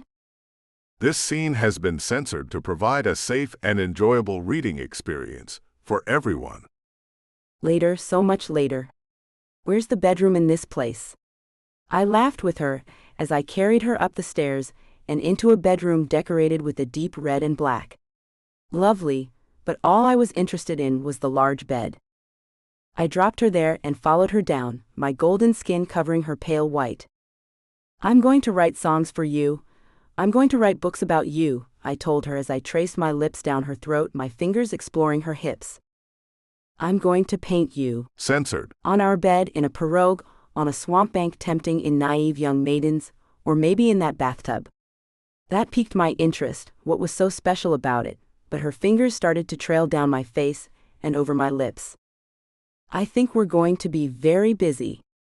I gasped when she censored me, letting her take my thoughts away. The war was over, she hadn't been betraying us, and for now there was peace. I settled between her thighs, missing the text message from Cade saying that Jackie was in labor. Later I'd see it, and we'd go to see our new niece. Anastasia Stella Alexander was born on the day my life became unimaginably wonderful. That had to be a good thing, right? About the author. Sabrina Coffey is a romance writer who lives happily in London with her husband and son. She is a hopeless romantic who grew up always believing in love, and she is not ashamed to admit this. It is this belief that makes her so passionate about writing crazy love stories. A stereotypical girly girl, she loves shopping. So whenever she gets a chance and the spare cash, you will probably find her browsing online for the next pair of shoes to add to her collection. You can find her online at www.sabrinacoffey.com. Contact her at hello@sabrinacoffey.com. Closing credits. This has been Jacob. Written by Sabrina Coffey. Auto-narrated using Google technology. Copyright 2024 by Lovie Books Limited. Production copyright 2024 by Lovie Books Limited.